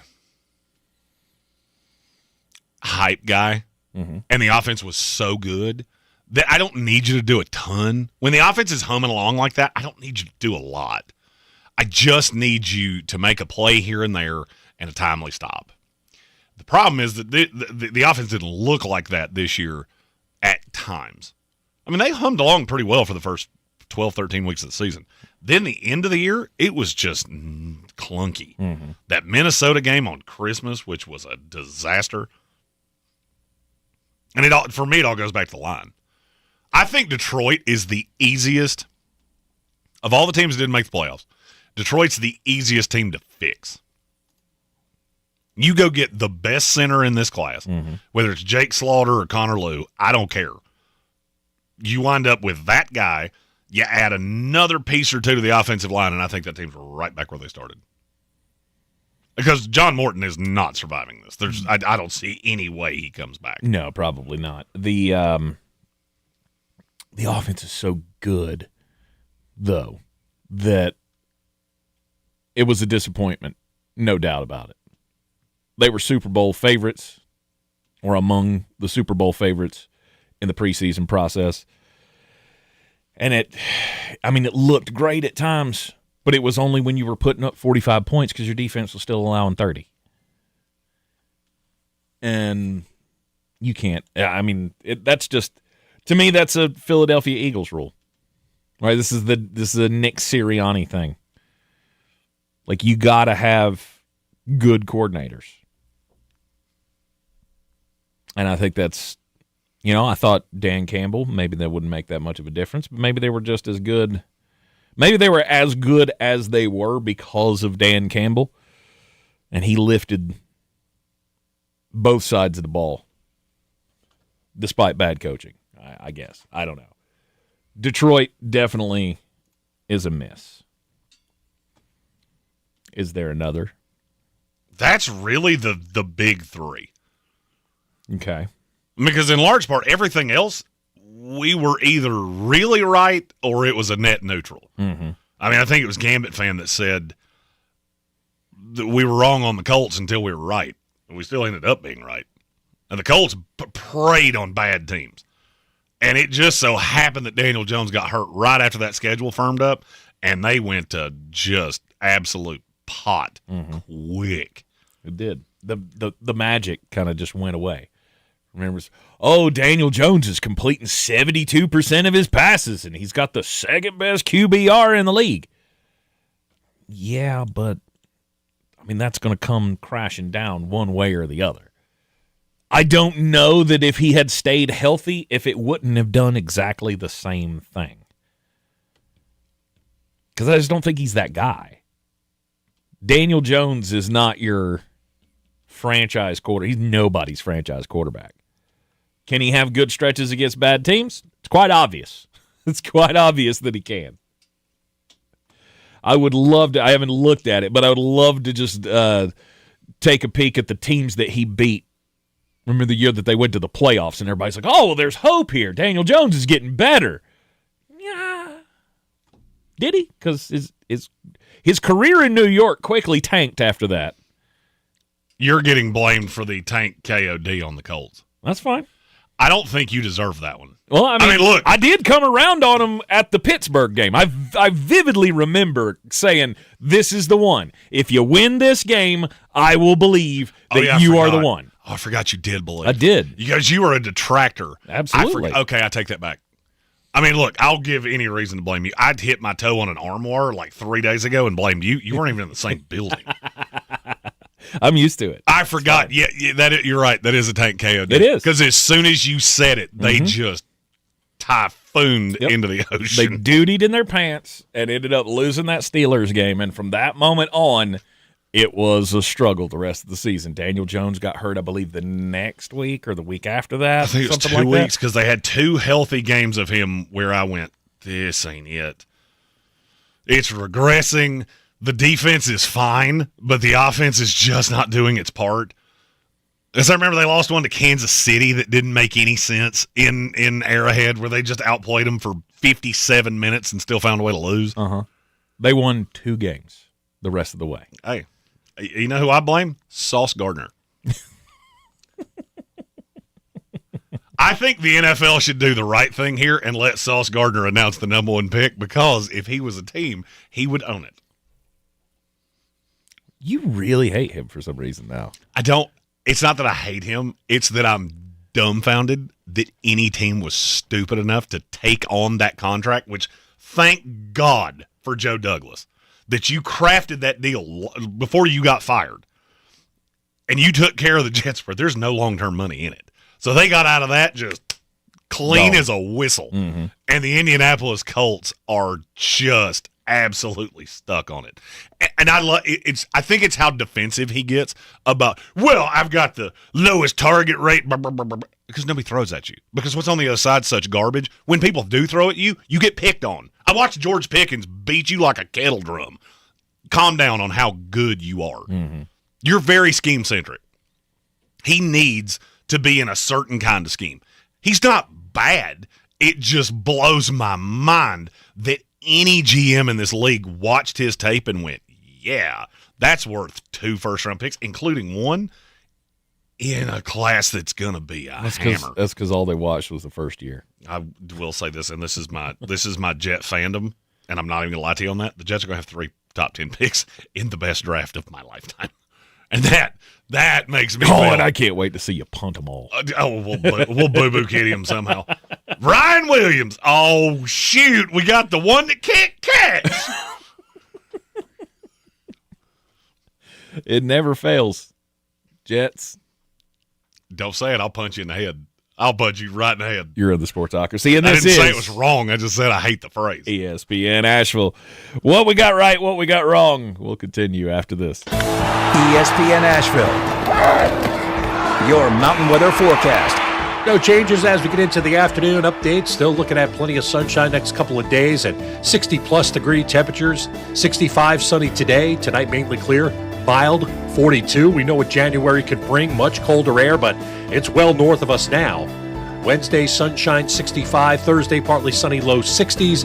Friday, chance of rain and a high of 65. From the Weather Channel, I'm Ray Stager. This report is sponsored by Bojangles. It's always bow time. It's bow time. Hurry into Bojangles for 2 scratch-made sizzling sausage biscuits for just $4.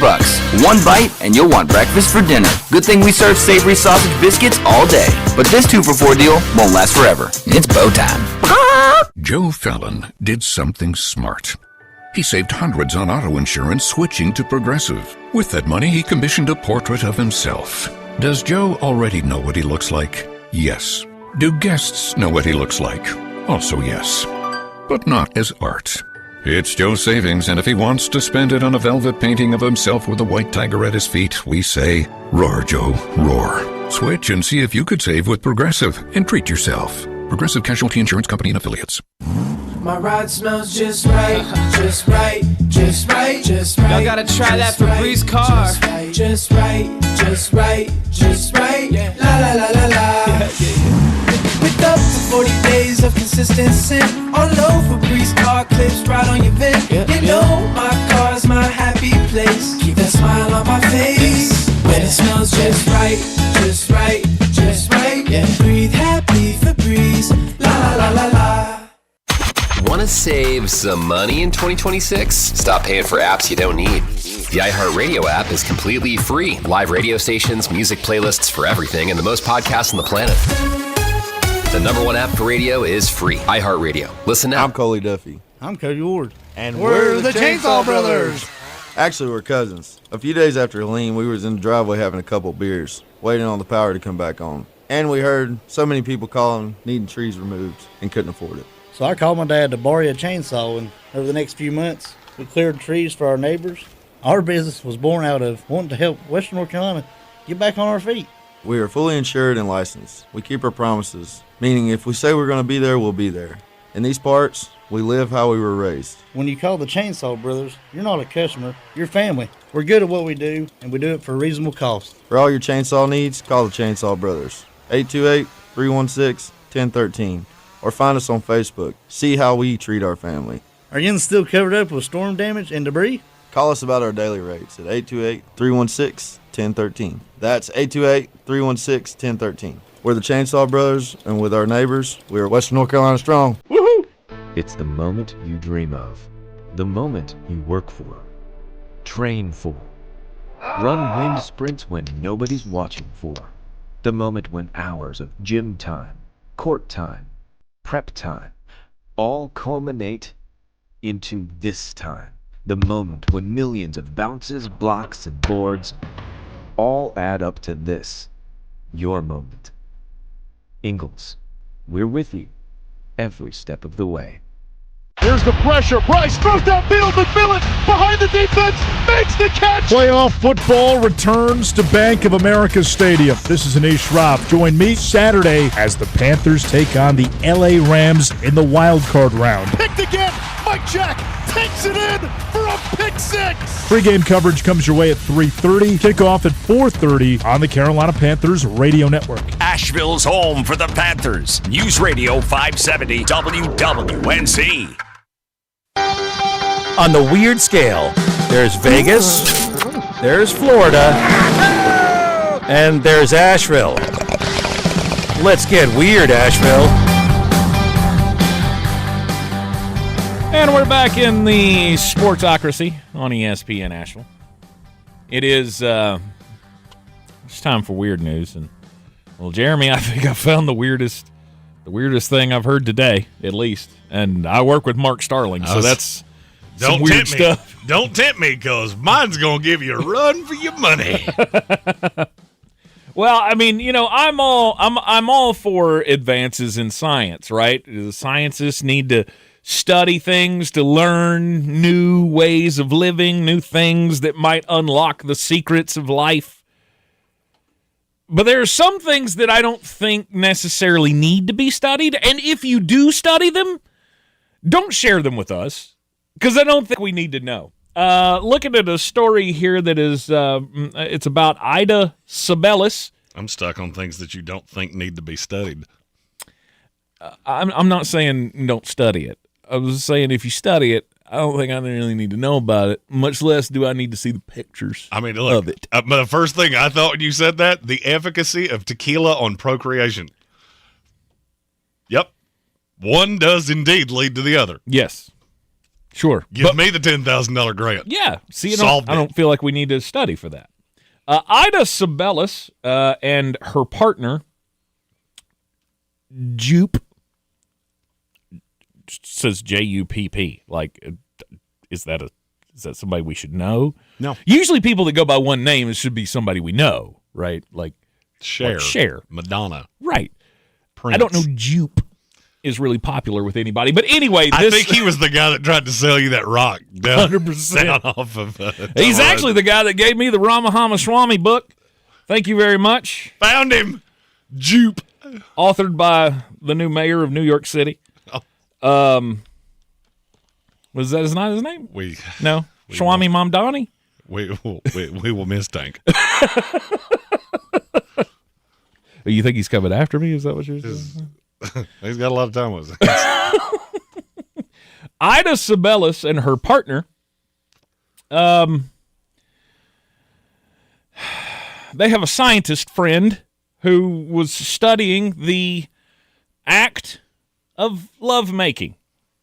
And they got these, the scientists got these two to relate to each other inside an MRI machine so that we could see really what goes on when it's going on, if you know what I mean. And now the pictures have apparently surfaced. And I, for one, did not know parts bent that way. And I think I could have gone my entire life without knowing that that's how that went. Again, I get there are things that are important to study. I don't know what the purpose of this was. I mean, this is a whole nother level of dude in a chair that I never thought I'd see. I really want to see it close up and personal. Like from the inside. Like, what are you, the lead singer of Nine Inch Nails? Jeez. And again, you had to take it too far. My story is about Mount Baldy, California. So, Mom, I'm just going to read the report that she gave. I was with my son, 15, two nephews, 14, 17. We went up to Mount Baldy to camp. My son wanted to check it out, and it was closer than Big Bear, where we usually camp. We arrived at the campsite around 8:30. It was dark the whole drive up the mountain. We arrived at the campground. It was deserted except for 2 tent sites. We chose the site nearest to the bathroom, set up camp. At 3:30 a.m., I was awoken by the sound of rocks hitting the ground, like 10, 15 rocks hitting the ground from being thrown from a distance, and then rolling a ways towards us. Not pebbles. It sounded like substantial rocks. We went outside and found about 8 rocks, baseball to softball size, roundish, that were 4 to 10 feet from the tent. They were dry on the bottom, opposed to the other rocks that were wet on the bottom, indicating they were new, as opposed to those that had been there for a while. Also, the ground had been cleared of rocks for the tent. My nephew and I tried to replicate the rocks, the way the rocks hit the ground and rolled, but we couldn't throw hard enough to replicate it. Now, I have told you that story, and now I'm going to ask you, who did she submit this story to? TMZ. Nope.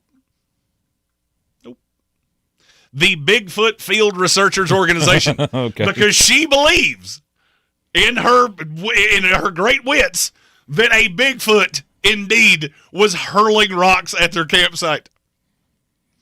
Could have been. I have no.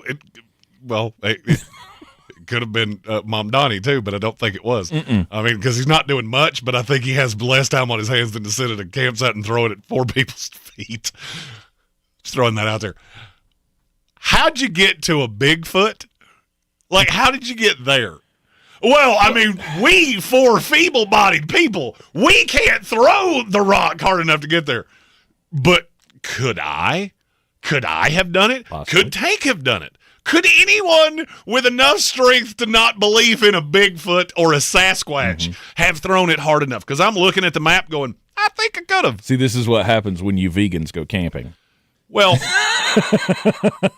and now the only way that I can confirm was this a Bigfoot sighting is, did you hear the mating call of the Bigfoot? Were you sitting in your tent and heard loo, loo, loo, loo, loo, loo, loo, loo? If you heard that, then it might have been a damn Bigfoot. If you didn't, then it wasn't, and you just need to shut up. Now, why am I picturing Jeremy Green standing on the other side of the creek, just wasted out of his mind, naked, throwing stones at the vegans, going, I'm 14 fireballs deep. I got a whole satchel basket full of rocks, just going, loo, loo, loo. We've now cracked what Jeremy likes to do in the non-draftmas season. And if you want to know why some random people think they saw Bigfoot, look at a shadow of me in a dark spot. After 14 fireballs, I find a lot of stuff funny. Just to be honest with you, as somebody who has seen Jeremy Green without his shirt on, it's not hard to mix those two up. Best way it's ever been. Ow, Sasquatch. Best way it's ever been described. You look like a professional wrestler that stopped taking steroids. I shouldn't do this Speaking of anymore. Professional wrestlers, did you see about the $4 million man? Ted DiBiase Jr. is facing super prison. Oh yeah, he has been. Over defrauding the welfare. Oh yeah, he was the worst fund one. In He was the worst one of all of them. Yeah, Brett Favre was the biggest name. Ted DiBiase Jr. Hey, look, his dad told you everybody's got a price, and his was apparently $4 million from a welfare program. My favorite pro wrestler of all time. Woo! All right, Jeremy, what did we get right in the 2025 NFL season? I'm going to say one that, some people are not going to like. Okay. I think we were right about the Chicago Bears and the San Francisco 49ers. Because if you remember, do you recall what we said about both those teams? I remember saying that San Francisco's schedule is softer than baby poo, and they were going to win a lot of 12 games at least. And they're not a threat to anybody. Now, I didn't think Chicago would make the playoffs, so one of the reasons that we wanted to put Chicago in this little pivot spot right here, if you want to say I got them wrong, more power to you. I don't think you're right, because I don't think they are a threat to anybody. I don't look at Chicago and go, my God, how are we ever going to stop them? I'm looking at a below-average quarterback that's got a decent amount of weapons and a defense that's just not very good. I'm not overly worried about Chicago. I think they're going to beat Green Bay because it's in Chicago and Green Bay's killed. Do I think the funny thing, they probably play each other in the second round of the playoffs. You probably get Chicago and San Francisco. I think I'd take San Francisco. Because the Rams, I would say the Rams are going to beat the Panthers, and I would softly take San Francisco to beat Chicago. Well, actually, that means they wouldn't play each other. So you'd get San Francisco against Seattle, and you get the Rams and Chicago. Yeah. Take luck. Sorry, I had to think about that. Yeah. Okay. Math's not my strong suit. All right. Chicago. Ask Bears. yourself this question. I don't remember what I had Chicago at the beginning of the year, but I want to say I had them about a 500 team. And they haven't. I mean, yes, they've overproduced that, obviously, with an 11-6 record, but I'm with you. I still don't think they're really a threat. I wouldn't be shocked if they lost to Green Bay. I can't say I would be shocked solely because I think there's so much smoke and mirrors. I would be surprised if they lost to Green Bay solely because I think Green Bay's so dead. I mean, that team's so hurt. And with no Micah Parsons and Jordan Love not being 100%, I don't see a way they're going to go in Chicago and beat them. But ask yourself this question. Let's say it goes the way I just said. The Rams beat the Panthers, the 49ers beat the Eagles. And you get Seahawks, 49ers, and you get Bears, Rams. What's your NFC championship game? Seahawks and Rams. Exactly. Yeah. I'll take both of you to get beat by a legit team. And I think the Rams and the Seahawks are both legit. Agreed. I think that's the only two legit teams in the NFC. Okay. I mean, we said that, 6 weeks ago? We're on a crash course for the Rams and the Seahawks so long as they don't play each other early. Because that's the two best – I think it's two best teams in the league. I would agree. I think it's two best teams in the league if Matthew Stafford is okay. Yes. And you do have to worry after what you saw against the Falcons that He had a good final game. That's a good that's a nice segue into step. I think in this we should go what one of us got right and what one of us got wrong. Okay. I was 140% right about the Tampa Bay Buccaneers. Yes. Wasn't wrong for 1 second. I was a little late to the party of how bad it was. I remember ESPN had them at like 19 in a power rankings, and I went, even I'm higher than that. Right. And then it just continued. And then it just manifested itself. Baker got hurt. And now I have to say this just solely as the president, founder, CEO, and treasurer of Baker Haters Anonymous. He was not good before he got hurt. He didn't fall to poo because he got hurt. Look at that the Lions game and the first half of that Rams game, because he got hurt in that Rams game. He was a disaster in both of them. Baker Mayfield picks on bad teams. Todd Bowles is a horrible coach, and that defense is a sieve. Tampa Bay wasn't hard to figure out. Now, I got the team wrong. I thought it'd be the Falcons that would beat them out. Yeah. Now, ironically enough, that wound up being accurate because they tied for the division. A team that was dead for 6 weeks wound up tying for the division. Tampa Bay was very hard to figure out because not in any way. And I don't see that. They were 6-2 and they had already beaten the San Francisco 49ers and the Seattle Seahawks, and you gave that no credit. Nope. Wow. Because none of it made any sense. It's just like when you remember when they beat the Lions? I think it was last year. Yeah. And every statistic said that you should have gotten drugged down the sidewalk. Because you gave us 400 yards of offense. The same exact things happened against the Seahawks and the 49ers. You lost a game in terms of those two teams.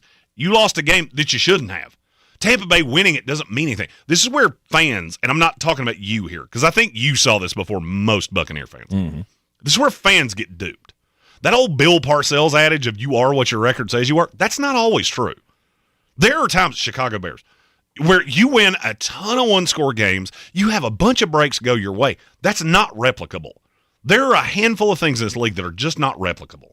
You have to get breaks that you don't necessarily earn to win one-score games. Now, it's going to happen on both sides. Bad officiating calls, missed calls, lucky break, whatever the case may be.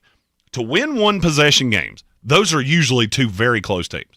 Because what nobody around this league ever wants to talk about, the bottom 6 teams and the top maybe 3, there's a delineation between them. Everybody else is just in a big blob together. And anybody in that can beat anybody else on any given day. Seattle wasn't as good when you beat them as they are now. I look at that now and go, Seattle beat them by 40 points. And Jackson Smith and Jigba might have 300 yards. Because you watch Tampa Bay and you just go, there's not a corner here that can defend anybody. If you play a legit receiver, which, by the way, San Francisco did not have at that time, they can't defend them. They can deal with a Ricky Pearsall. They can deal with a DeMarcus Robinson. They can't deal with a true, honest-to-God one. No, but when you have an offense that was firing as well as that offense was, that's why we won that game. You remember what I said about that offense? There's something about receivers that receivers really want to be in a position they're comfortable in, and you have 3 that don't fit. Yeah. Weird. As soon as they all 3 came back, your offense went to hell in a handbasket. You know why? Because the best one of the 3 is Emeka Egbuka. It's not even kind of close because Mike Evans looks older. He just does. He looks older. With the little bit you saw him this year, he had lost a step, and it was very obvious. Emeka Egbuka is your one. You're playing him out of position. Chris Godwin is more irrelevant than probably any player that gets talked about at a high level than anybody in the NFL. If I'm Tampa Bay, I'm moving on from Chris Godwin if I can get out of the deal. You just signed it, so I don't think you can. But Emeka Egbuka should be playing the role that he played with no Mike Evans, with no Chris Godwin. And you got Tez Johnson. This was my problem with him from the jump. You've invested all this money into receivers, but none of them can play where they should. You're having to play them where they fit. That's why the offense looks better with Ibuka and Tez Johnson and Jalen McMillan than it looked with 3 bigger names. Because every one of these guys outside of Mike Evans is not playing exactly where they want to. Because they were alternating Evans or alternating Godwin and Ibuka. Yeah. That's not how they play. I mean, it's common sense. I never understood how Jason Light didn't see this. And then it just kept manifesting itself over the season. By the end of the year, Emeka Ibuka was an afterthought. I still contend he did. He did see that. If he saw it and he did it anyway, he's a moron. Because you bypassed basically every corner in this draft to take a receiver that didn't make any sense.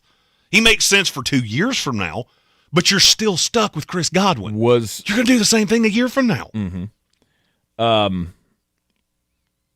Was he better than the corners that were on the board?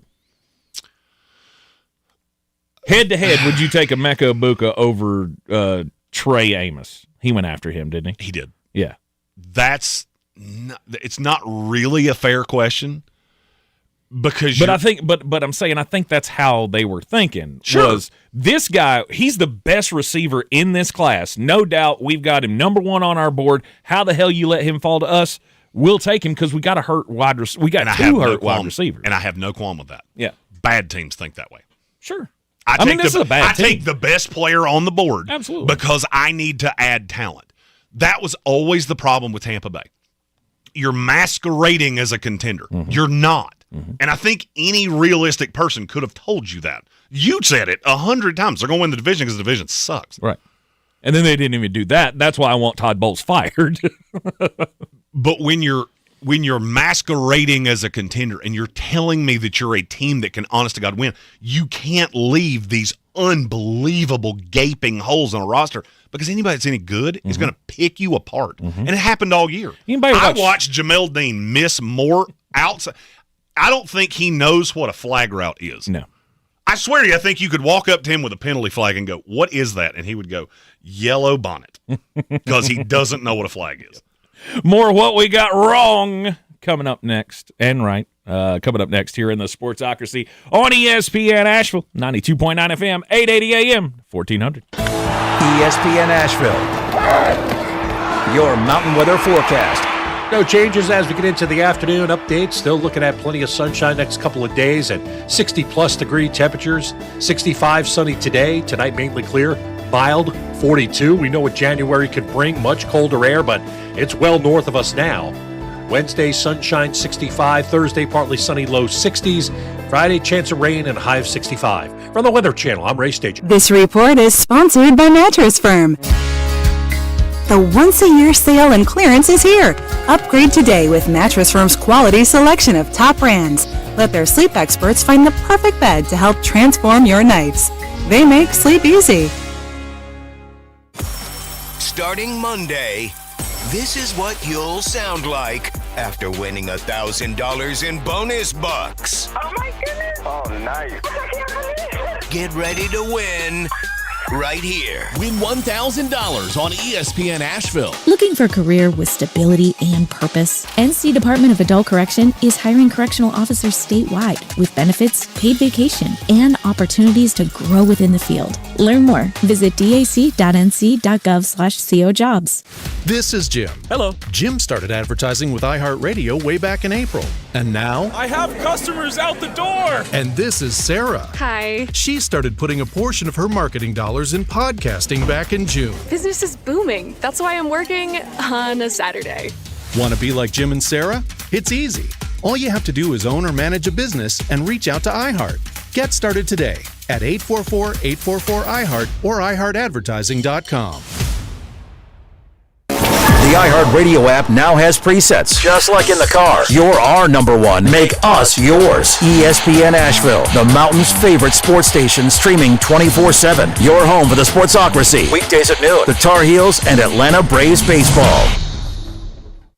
This football season, Bear Smokehouse Barbecue is where the fans feast. Catch every game Thursday, Saturday, Sunday, and Monday on big screens with booming sound, cold drinks, and the best barbecue in town. Bring your crew and tackle the game day grub package. A dozen wings, a pound of pork or chicken, a full rack of ribs, 3 pints of sides, and slider rolls, feeding 4 hungry fans. Whether you're cheering for touchdowns or just here for the ribs, Bears is the ultimate game day destination. Bears Barbecue in downtown Asheville, your home for football, where the fans feast. This is J.W. Whitley, General Manager at Parks Ford of Hendersonville. Our value of commitment, committed to you as our customers and the community that we serve. To do better, be better every day. That's the Parks Promise. Experience the Parks Promise today at parksfordhendersonville.com. The Sportsocracy. These guys are a f***ing disgrace. Clarissa sells WNC as the #1 team in Buncombe County. We have the customer service experience to assist you in achieving your real estate goals. Our team offers something that 90% of listings in our market won't have, Zillow Showcase. Check us out at clarissasellswnc.com. This is where it starts, where your story begins. This is the trail you blaze yourself. And step by step, you get stronger, faster, better. This is where it starts. How will you finish? Ingalls, we're with you every step of the way. Asheville's #1 sports station, ESPN Asheville, WPEK, W225CJ Fairview, WMXF Waynesville, an iHeart radio station, guaranteed human. Live from the Ingalls studio. I can't wait to play with myself every day. The Sportsocracy. Damn the devil to hell! Let the big dogs eat! Let them on the field! Come get you some of this. Fire them cannons! By golly, put more powder in those things. He couldn't take any more disappointment. Oh my God, the Jets killed him.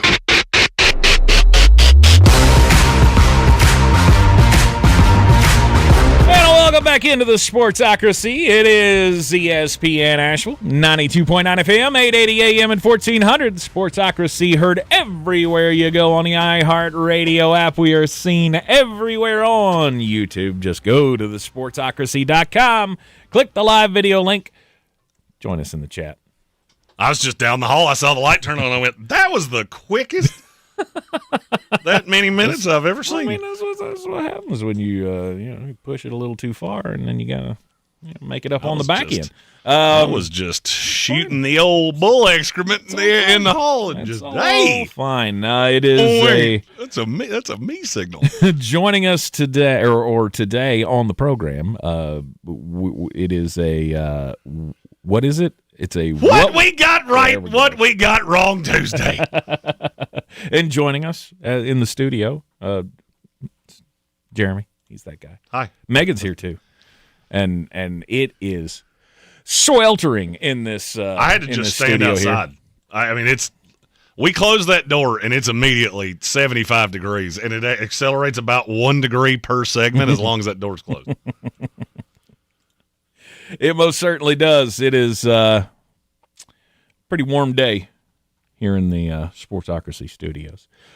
What we got right, what we got wrong. For me, Tampa was hard to figure out because they were playing with so much passion the first 8 games of the season, and then they took the bye week, and it was like they completely forgot who they were.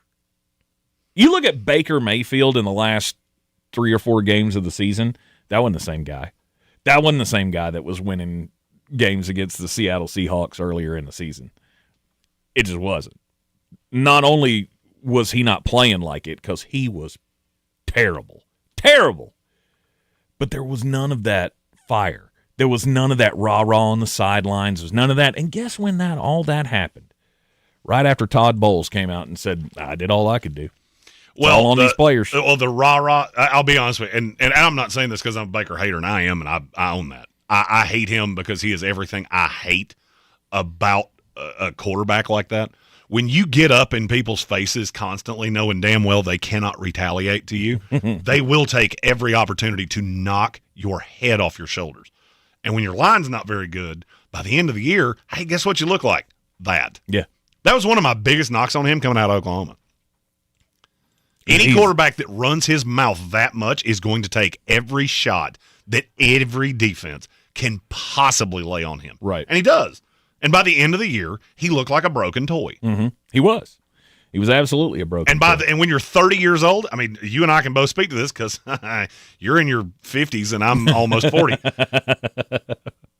as your age accelerates, you bounce back from that way slower. Oh, yeah. So at 22, you're like a bouncy ball. Yeah, hit me again. I do it. I like it. And then at 30, you're like, oh, please don't hit me again. I peed a little. Yeah, exactly. That wasn't great. Exactly.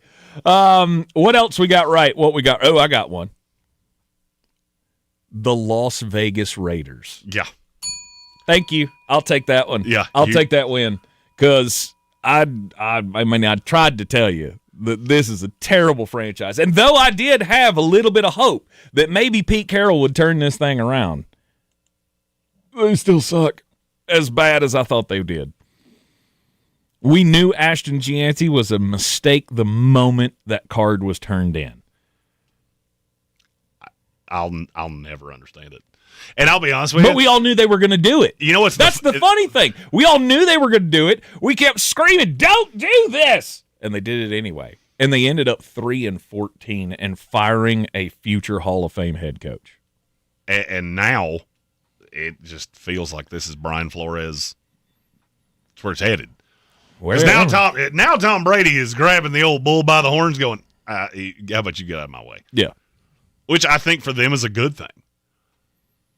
The Raiders. Wouldn't it be great if he brought in Bill? Oh, that would be great. That would be the greatest WWE storyline ever. Just we're going full NWO. Just Kevin Nash, Scott Hall. I kept praying for a WWE moment yesterday during the Tampa Bay Buccaneers Todd Bowles post-season press conference. I wondered why you were sitting there watching that. Well, first off, I started watching it because I was thinking, okay, well, maybe they'll throw me a curveball, right? I was following all my guys, Rick Stroud and the other guys down there in Tampa, and they were posting, hey, 3:00, there's going to be a press conference. Sweet. Maybe this is what we've been waiting on. We just wanted to make the public announcement. Todd Bowles comes out there, and the whole time he's talking, I'm just praying at some point like the glass was going to shatter and old Jason Light was going to come out of left field with just cracking two beers together going, "You're gone!" A stone cold stunner. Yeah, just... That doesn't tend to happen much in the NFL. It doesn't, but I really wanted it to. I mean, I wanted it to go full Vince McMahon and just... You're fired. Please. And it didn't happen. Nope. And it didn't happen. And now we got to have the meeting with the Glazers later this week. And then we're going to find out that they're going to fire old Louis Grizzard. And I don't know who the hell they'll bring in to run the offense, but it's going to be just as bad as it was this year because guess who's still the head coach? Todd Toilet Bowles. It would be Josh Grizzard. Yes. I call him Louis because... You don't know who Louis Grizzard is? He's an old Southern comedian. Oh. Yeah, he's pretty funny. You should check him out. 80s guy. Anyway. Yeah, Las Vegas Raiders. That's one of those I'll take the Jeremy Green. I never was wrong for a second. That team was terrible. I thought Pete Carroll would get them to 6-7 wins minimum. Just by being alive. Stop doing that. Stop it. Just stop that. No.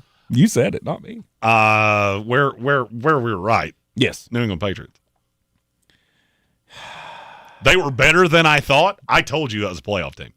Yeah. And everybody said, "Oh, you're crazy. You like Drake May too much. Drake May was so bad at North Carolina. Caleb Williams, Yeah, I was exactly right. I've never been wrong for 1 second. Jaden Daniels and Drake May ahead of Caleb Williams. It was never close. Yeah. Anybody that knows how to evaluate quarterbacks knows it was never close. My only hesitation there was they won 14 games. Yeah, and now, even with that schedule, and we knew it was soft, we didn't think they'd be that I had good. them 10-7. Did you? I had them okay. 10-7, well, I mean, and they made the playoffs. Because close. If you remember when we picked the schedule, that was my number one thing of, I don't see how New England doesn't make the playoffs. Mm-hmm. With Vrabel and Drake May and all the things that are going to happen here, I do not see how they're not going to make the playoffs. Did I think they were going to be the 2 seed? No, I did not. No. New England was... They were a surprise. I will say that. As good as they were, it was a surprise. How good they were, it was not a surprise that they were good. Yes. I mean, I never would have thought Drake May would be. We'd be having a legit discussion today about, is it Matthew Stafford or is it Drake May? The MVP is Drake May, and I'll fight anybody on that. Straight up, I'll fight anybody on that because I think if you don't see it that way, you're just flat out wrong. I mean, we broke this down last night of, hey, just take common opponents. Drake May obliterates Matthew Stafford. Oh, the schedule sucks so bad. Okay, look at the teams they played that they both played. Mm-hmm. Drake May was twice the quarterback Matthew Stafford was. It's hard for you to fight schedule with me when we played some common opponents, and I got kind of a line here of, this is what this looks like. Right. I will say there's another one that's kind of in the same vein as New England, of we were right, we just didn't know how right we were. Kansas City Chiefs. Mm-hmm. We told you for 3 years this was coming. 100% we told you this was coming. You cannot keep robbing Peter to pay Paul. Keep just absolutely whiffing on edge rushers and linemen and receivers. Eventually, it's going to catch up to you.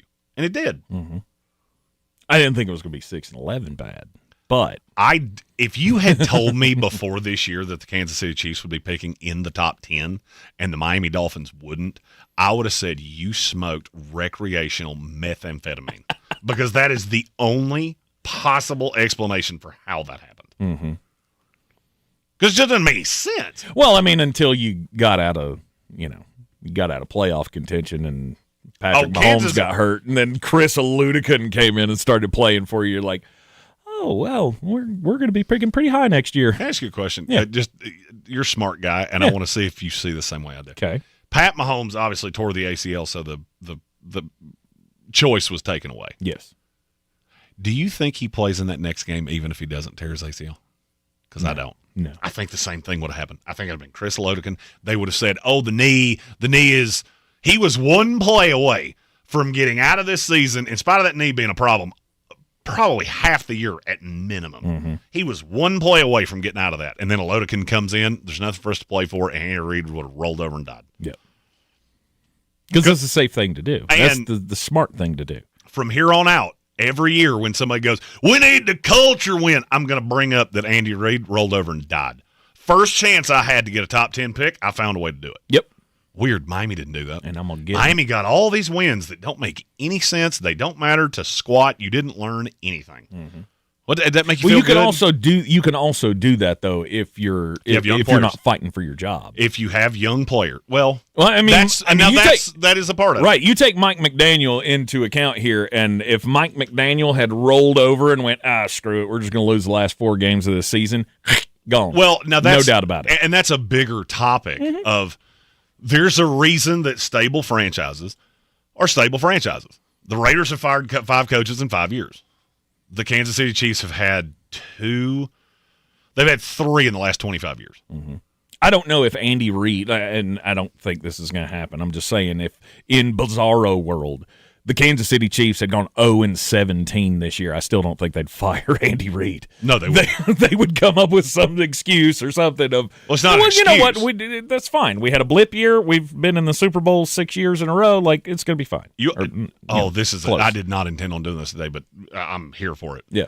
You know what makes bad teams bad?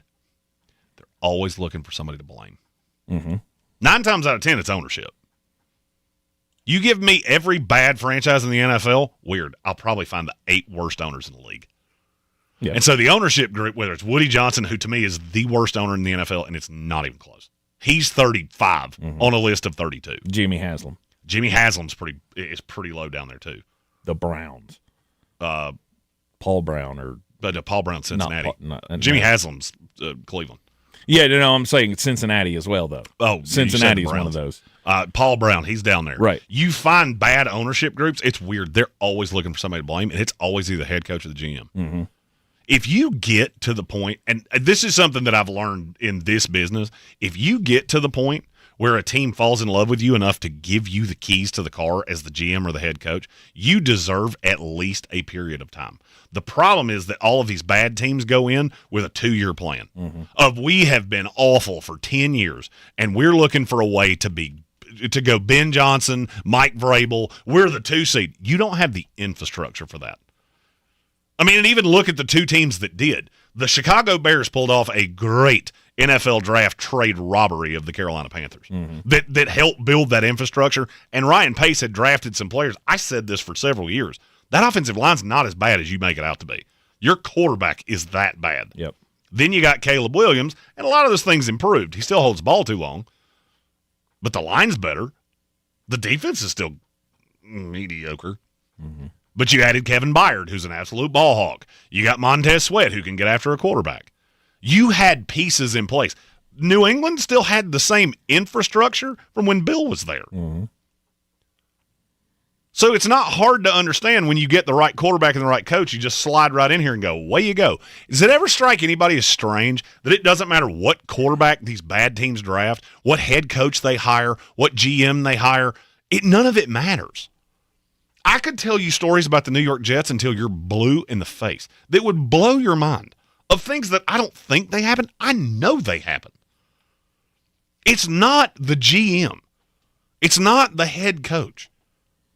In large part, it's not the quarterback. That's why so many of these guys, take Daniel Jones. The New York Giants are a poorly run franchise.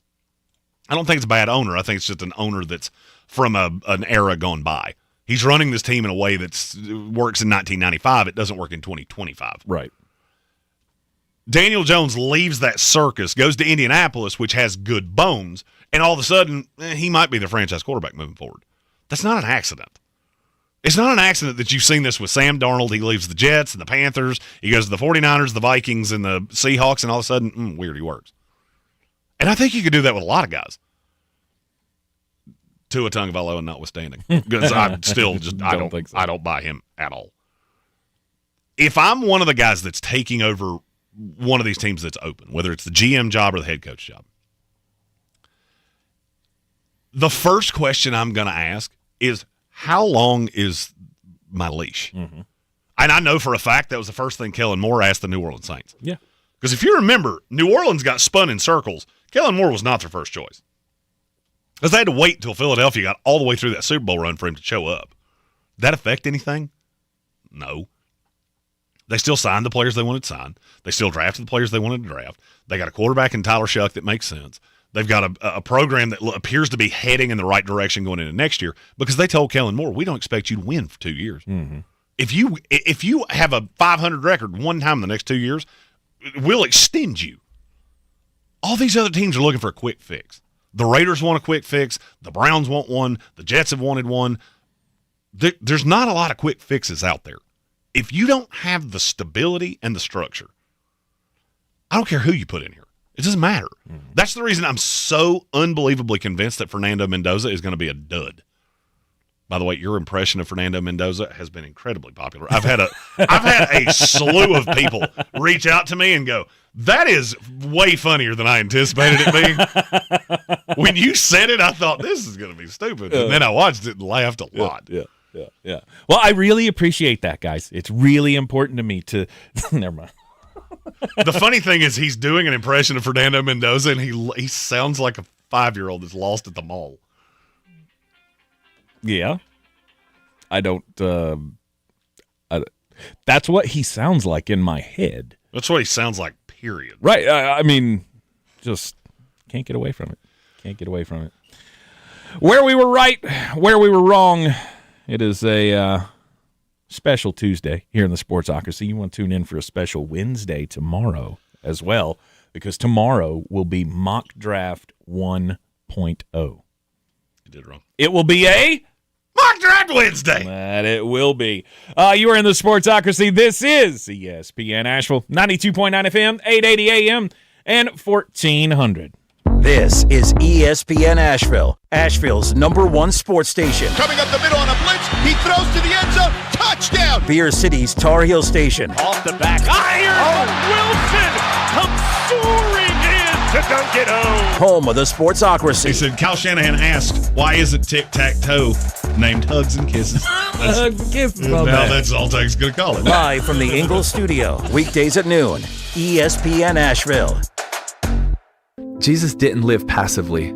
He lived on a rescue mission. As we step into the new year, the Daily Pursuit with Tim Tebow podcast reminds us that God has called us to more, to live on purpose and rise as conquerors. As followers of Christ, we're called to do the same, because discipline may be painful in the moment, but it produces a harvest of righteousness and peace. Open your free iHeartRadio app. Search The Daily Pursuit with Tim Tebow and listen now. Here's the pressure. Bryce throws downfield. McMillan behind the defense makes the catch. Playoff football returns to Bank of America Stadium. This is Anish Shroff. Join me Saturday as the Panthers take on the LA Rams in the wild card round. Picked again. Mike Jack takes it in for a pick six. Pre-game coverage comes your way at 3:30. Kickoff at 4:30 on the Carolina Panthers radio network. Asheville's home for the Panthers. News Radio 570 WWNC. Selling your home? Don't settle for average. Our real estate team at Clarissa Sells WNC and eXp Realty offers Zillow Showcase, an exclusive AI-powered listing experience available to just the top 10% of all listings in our area. With immersive media, cutting-edge design, and elevated marketing, Showcase listings, they go pending quicker and sell for up to $9,000 more than standard listings. Ready to stand out in a crowded market? Give our team a call today, 828-774-6343, because your home deserves the spotlight. I'm Coley Duffy. I'm Cody Ward. And we're the Chainsaw Brothers. Actually, we're cousins. A few days after Helene, we was in the driveway having a couple beers, waiting on the power to come back on. And we heard so many people calling, needing trees removed, and couldn't afford it. So I called my dad to borrow a chainsaw, and over the next few months, we cleared trees for our neighbors. Our business was born out of wanting to help Western North Carolina get back on our feet. We are fully insured and licensed. We keep our promises, meaning if we say we're going to be there, we'll be there. In these parts, we live how we were raised. When you call the Chainsaw Brothers, you're not a customer, you're family. We're good at what we do, and we do it for a reasonable cost. For all your chainsaw needs, call the Chainsaw Brothers. 828-316-1013. Or find us on Facebook. See how we treat our family. Are you still covered up with storm damage and debris? Call us about our daily rates at 828-316-1013. That's 828-316-1013. We're the Chainsaw Brothers, and with our neighbors, we are Western North Carolina strong. Woohoo! Do better, be better every day. That's the Parks Promise. Our mission, to improve lives with every interaction. This is JW, General Manager at Parks Ford Hendersonville. Experience the Parks Promise today at parksfordhendersonville.com. That's parksfordhendersonville.com. Did you know that Ingles sells more organics than any other grocery store? Or that they run their own dairy? Or that they only serve USDA Choice and Prime meat? Or that they donate 3,956 meals a day to local food banks? Well, now you do. It's all in the bag.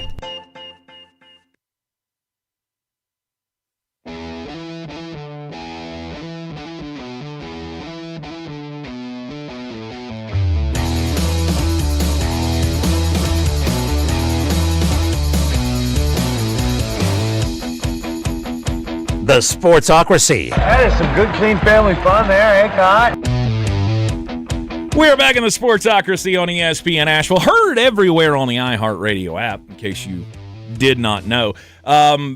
Before we get back into what we got right, what we got wrong, one thing that we did get super right last year was getting into business with Bear's Smokehouse Barbecue.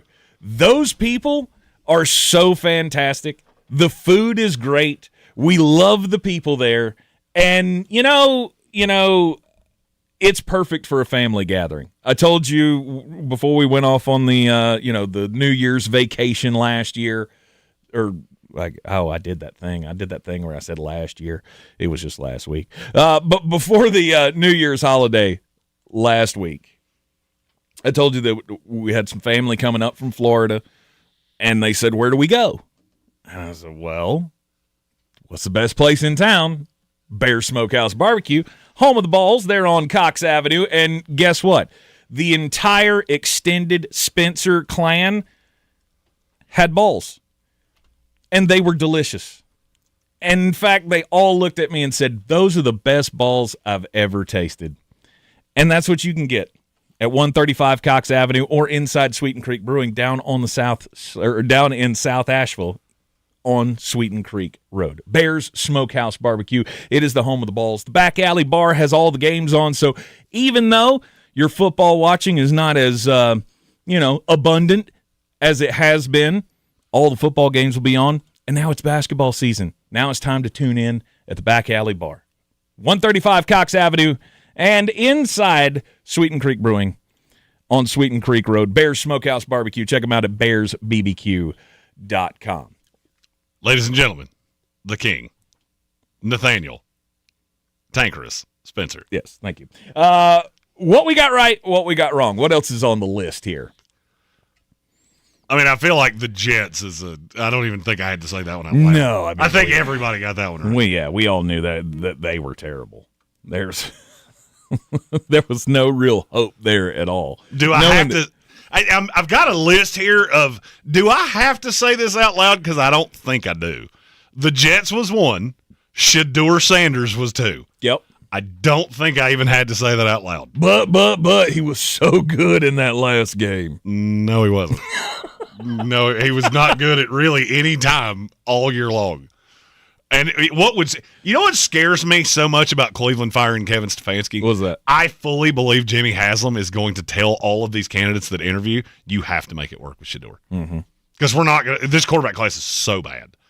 It's so bad. If you don't have 1 or 2, you are elemento screwed. Then there's only one coach that they can hire. He's the only one.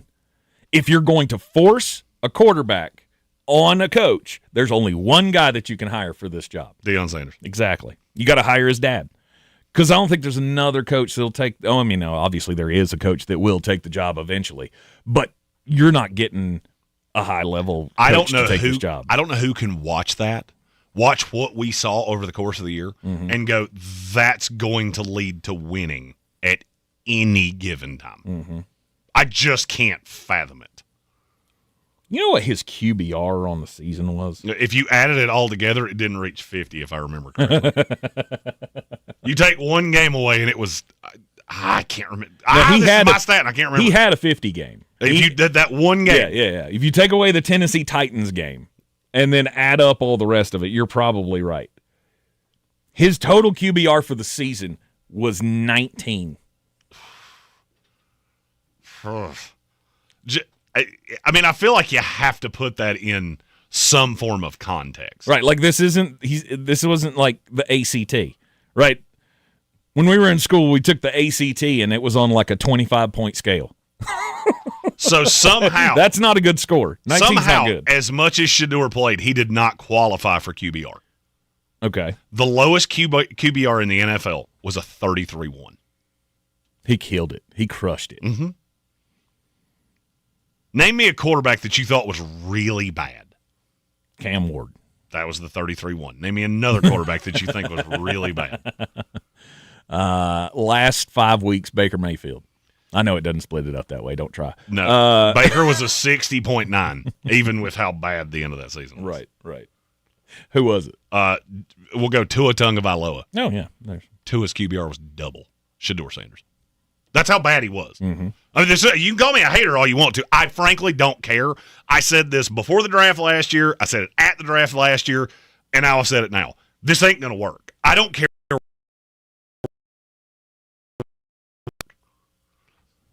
So tell that to a coaching candidate at your own risk, at your own peril. Mm-hmm. It will not go your way. Yeah. Okay. Correct on Shedeur Sanders. I'll take an L for the Jacksonville Jaguars. I was never hot on them per se, but I did routinely say they might be better. You were a year too early. You thought they were going to be good last year. I did. You had them. I think you had them as the 1 seed in the playoffs. That was 2 years ago. That was 2 years ago. Okay. Last year, I was still lukewarm on them because I thought Doug Peterson at some point was going to figure out, hey, Trevor Lawrence is pretty good. Right. Liam Cohen, I did not buy into, but I'm just looking around. I'm looking at the schedule. I think I had them winning 8 games because I was looking at the schedule going, how in the world are they going to finish worse than this? The schedule came out, and I immediately went, uh-oh. All that making fun of them I did for trading a first-round pick this year, that might not be as stupid as I think. Oh, and by the way, anybody else, it shocks me how few people have remembered this when I've said it. You know they still have the best player from last year's draft that has not been here for any of this. Absolutely. So next year they're going to go into the season with Brian Thomas, Travis Hunter, Parker Washington, and Jacoby Myers. Mm-hmm. Oh, and by the way, mark my words. You remember that thing I said about Travis Hunter that no idiot would think he's a receiver over a corner? Jacksonville's about to figure that out. Because you know what they don't have? A corner. Mm-hmm. They need one of those real bad. Next year, I think you see Travis Hunter maybe play 100 offensive snaps. Because he doesn't need to. Now I need a corner. That's really fortuitous because I have one just sitting over here waiting to play. Right. I have 3 wide receivers. I can throw him out there just, sparingly, and then let him do the one thing that I need him to do. Randy L. did me a solid here. If you add up Shador's QBR for all 8 games, you get a 164.1. Take out the Tennessee game, and it's a 109.2 total. Mm-hmm. Total. Yeah. Not good. And 7 games. Shocking. Right. That'd be 7 games that he had. What is it? 109. Yep. Like I said, I'll take the L on the Jacksonville Jaguars. I didn't think that they would be this good this soon. In fact, I can remember laughing my ass off the first game of the season when they beat the Carolina Panthers 26-10, and then they all went into the locker room, remember? And old James Bond villain came in there, old Shad Khan, with the football, going, there's going to be 1 million more of these. Excuse me? You don't know. You just beat the Carolina Panthers. You shouldn't be happy about that. You're bad at math, but good for you, Shad. And then 13-4, win the division, and they may be one of the most dangerous teams in the playoffs. I think we've now hit the point where I can just throw my hands up, Ted DiBiase style, and go, are you not entertained? Because I saved my best 2 for last. Okay. The Minnesota Vikings. I tried to tell you. I tried my best to tell you. You will not like how this goes. J.J. McCarthy is flat out bad at football. Flat out terrible. There is nothing that I saw from him over the course of this entire year that makes me think in any discernible fashion that you have a franchise quarterback. I had more people argue with me about that than probably anything that I've ever said, outside of one other thing that is, I sit on my throne atop a bed of wins. Sammy D, MVP. Weird. Yeah. It's weird, ain't it? That the one common theme between the Minnesota Vikings last year and the Seattle Seahawks this year is Sam Darnold. And 3 years ago, I got mocked unabashedly by people going, you're a Sam Darnold homer and you're an idiot. Nah, dog, I was the only one that had it right. All of you every single one of you that said anything to me, you chased each other around like a million blind mice. Sam Darnold was, to me, the easiest thing. I don't love taking, or I don't hate taking credit for it. I kind of love it. I almost feel bad of this was probably the easiest thing to see coming that I've ever seen. You were with 2 god-awful franchises. Kyle Shanahan, who is a good offensive guy. I don't like Kyle Shanahan all that much, and I think he's overrated, but he's still a good judge of talent, especially guys that work in that system. That was the guy he wanted, and they pushed to keep him as the backup behind Brock Purdy. And he just looked at him and said, no, I don't have to do that because somebody's going to have me as a starter. Minnesota, with Kevin O'Connell, who everybody thinks is a quarterback whisperer, in spite of the fact he's never actually done that, that's who he wanted. Then he still wanted Sam. The front office said we drafted a quarterback, number 1, who's going to be healthy next year, so away he goes. And that was Seattle's number 1, 2, 3, 5, 7, 9, 11, 12, 14, 19 pursuit in free agency. That is all we want. And you're the 1 seed in the NFC. You're the best team in the NFL. You have the lowest odds to win the Super Bowl, and you can tie every single bit of that back to Sam Darnold. But look how good the defense is. The good defense was good with Geno Smith. How'd that work out for you? But Sam turns it over too much. So did Brett Favre, and he won a Super Bowl. Yep. Maybe Sam will win one. Who knows? Oh, if Sam Darnold wins a Super Bowl, he's going to throw his own victory parade 100%. Down Patton Avenue. 100%. And we're bringing streamers and all kinds of stuff. It'll baby oil and sliding down Tunnel Avenue. They're P. Diddy. Or Tunnel Road, Tunnel Avenue. I don't know where that is. I don't know where Tunnel Avenue is. It's not in Asheville. I think I crossed Merriman Avenue. I think I saw and Tunnel Road. Avenue in the MRI video I watched earlier. Oh, I saw it in the proctologist's office. I ran out of there screaming. You're in the Sportsocracy, and we need to take a break. It's ESPN Asheville. Happy Wednesday. Tuesday. Whatever damn day. Whatever day. ESPN Asheville. Your mountain weather forecast. No changes as we get into the afternoon update. Still looking at plenty of sunshine next couple of days and 60-plus degree temperatures. 65 sunny today. Tonight mainly clear. Mild 42. We know what January could bring. Much colder air, but it's well north of us now. Wednesday, sunshine 65. Thursday, partly sunny, low 60s.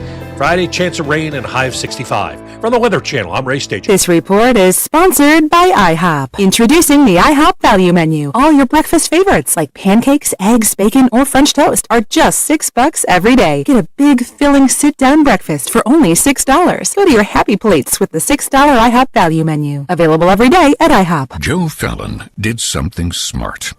He saved hundreds on auto insurance switching to Progressive. With that money, he commissioned a portrait of himself. Does Joe already know what he looks like? Yes. Do guests know what he looks like? Also yes. But not as art. It's Joe's savings, and if he wants to spend it on a velvet painting of himself with a white tiger at his feet, we say, roar, Joe, roar. Switch and see if you could save with Progressive and treat yourself. Progressive Casualty Insurance Company and Affiliates. My ride smells just right, just right, just right, just right. Y'all gotta try that Febreze car. Just right, just right, just right. La la la la la. With up to 40 days of consistent scent. All over Febreze car clips right on your vent. You know my car's my happy place. Keep that smile on my face. When it smells just right, just right, just right. Breathe happy Febreze. La la la la la. The free iHeartRadio app is the #1 app for radio. One tap gets you the most live radio stations from all over the country. Or make your local go-to a preset on the app with another tap. Get what millions already have, the free iHeartRadio app. The #1 app for radio. Mountain Graphics and Showtime Sports have teamed up under a new local owner to serve our community with the finest custom apparel and unique branded items at the best price. Mountain Graphics and Showtime Sports can customize whatever you, your team, or your local group may need with high-quality screen printing, embroidery, and laser engraving. Visit mtngraphicsavl.com or showtimesportsavl.com. That's mtngraphicsavl.com or showtimesportsavl.com for your local one-stop custom apparel shop. Clarissa sells WNC as the #1 team in Buncombe County. We have the customer service experience to assist you in achieving your real estate goals. Our team offers something that 90% of listings in our market won't have, Zillow Showcase. Check us out at clarissasellswnc.com. This is J.W. Whitley, General Manager at Parks Ford of Hendersonville. Our value of commitment. Committed to you as our customers and the community that we serve. To do better, be better every day. That's the Parks Promise. Experience the Parks Promise today at parksfordhendersonville.com. Welcome to the Ingalls Table, a delicious destination with recipes galore. Need to whip up a dessert, entree, side dish? No problem. The experts from the Ingalls Table take you through it step by step with expert tips and advice along the way. Find the Ingalls Table at ingalls-markets.com or swing by the store and pick up your free copy of the Ingalls Table magazine. And let's get cooking. Ingalls, low prices, love the savings.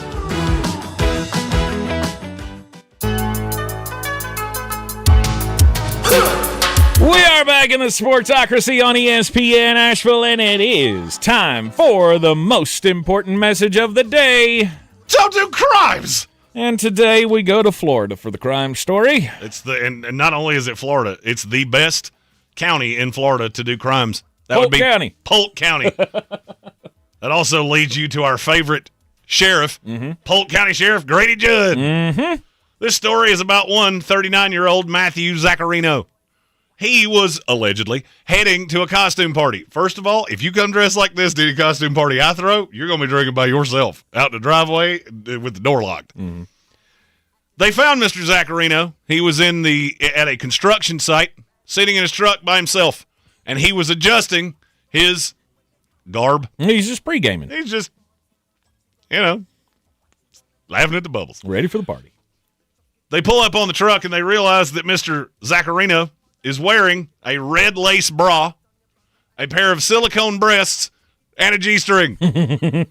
First of all, if that's how you're coming to what are you dressed up as? So that was his claim. Sydney Sweeney. I don't know. Just Trying to pick a name. I don't know when she did that, but if somebody could get me a clip, that'd be great. At the NFL Draft Nerd. I had another joke, but now the moment's passed. So he's in the truck, fake pair of bosoms, and a red lace get up. Officers show up to the site. According to Mr. Judd, he's sitting there just showing off the boys. That was his exact quote, not mine. Don't get mad at me. They then noticed that there was a little problem with Mr. Zaccarino, and that's that he had a handgun underneath his silicone bosoms. How did this make any sense? I want to be able to interview this prisoner to just go, okay, full immunity. I won't tell anyone outside of this room. Where were you headed? You're dolled up in a whatever that is with a gun in your bosom. Yes. I mean, if I'm going out anywhere dressed like that, I would assume that I would have to defend myself at some point, right? For sure. He was charged with armed trespassing with a firearm. He's also hit with loitering or prowling and resisting an officer without violence.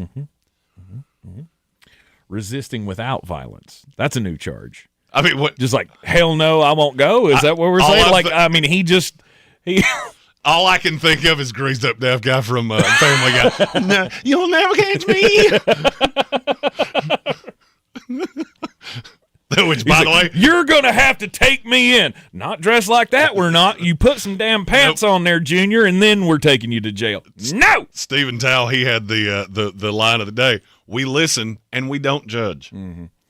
Except in this case, where we listen and we judge aggressively.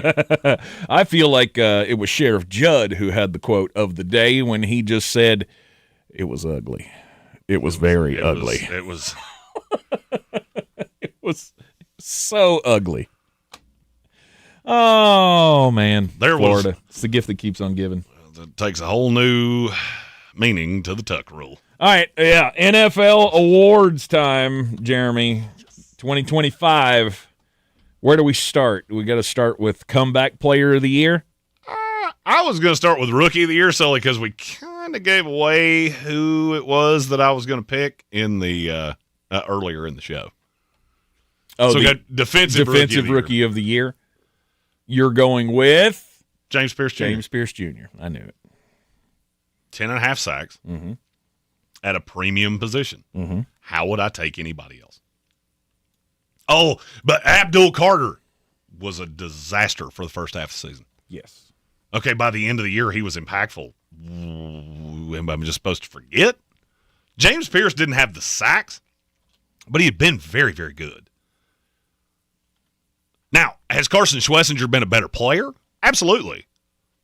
But he plays linebacker. You played a linebacker. And he's been fantastic. Okay. Fantastic. He is a stalwart player for the Cleveland Browns. I also struggle to give a ton of credit to a linebacker you took at 33 that has Myles Garrett and Mason Graham in front of him. It opens up a lot to you. It's also a reason that you will be hearing Sonny Styles' name tomorrow much, much later than you will hear it out of other people. That and the Miami tape, which made me want to pour salt in my eyeballs. Okay. Offensive rookie of the year. This is more of a debate, I think, than people think. I think it's Tyler Shuck. I agree with you. I really, really like Teteroa McMillan. I really, really like Tyler Warren. That's a good one, too. But to me, it's between Tet and Tyler. And look, I get you won the division, Carolina Panthers, but did you do this because of Tet McMillan?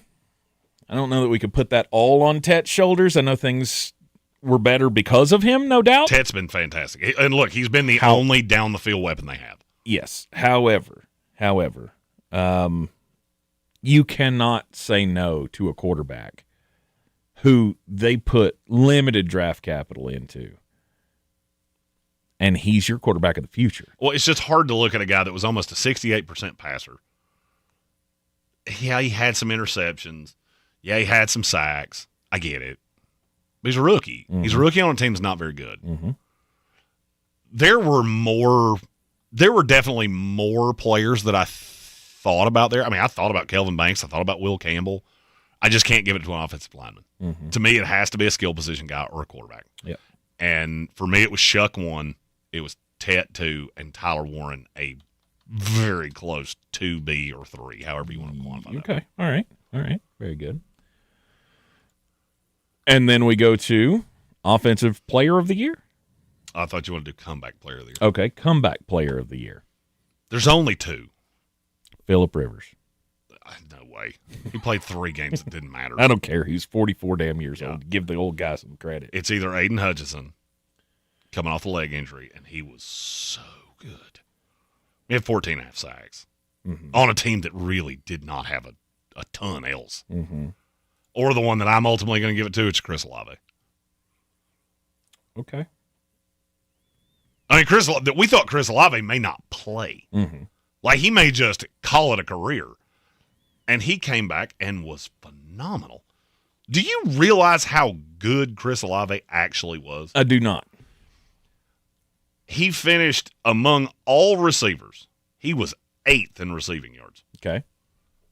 In the NFL, there were only 7 guys that had 100 receptions.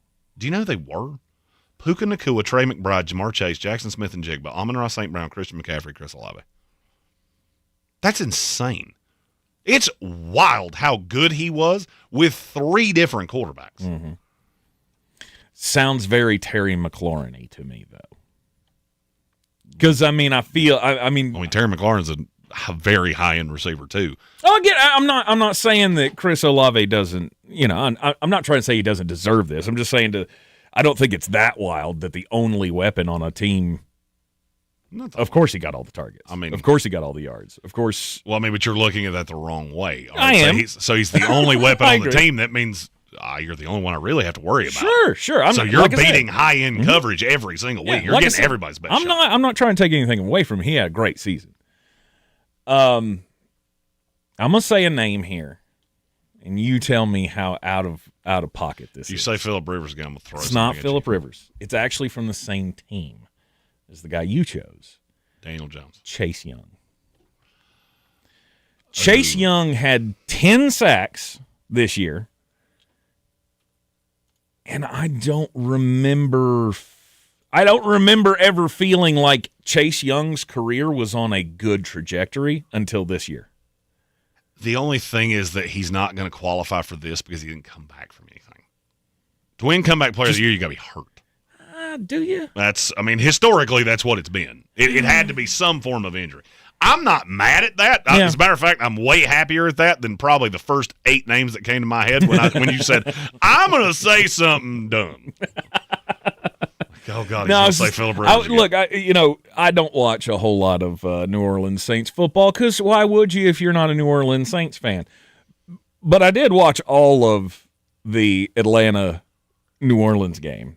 And just watching Chase Young out there last game of the season just ripping it up and having probably the most fun I've seen him have in an NFL career, or in his NFL career. Chase Young's real good. Chase Young had 10 sacks this year, and he didn't have like 7 in one game and then just was crap the rest of the season. Like, he was solid all year long. He's a very good player. Yeah. He made himself a lot of money. I agree. We remember how we were thinking about Chase Young before this year of this guy's wasted career, blah, blah, blah. I mean, he's only 26, but he hasn't done anything yet. See, he beat me to the punch.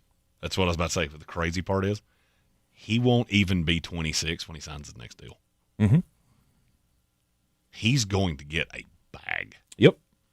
And he should. Yeah, first double-digit sack year of his career. He's been in the league 5 years. Injuries just took him. They just overtook the beginning of his career. Mm-hmm. So, I mean, like I said, I would at least throw him on the ballot.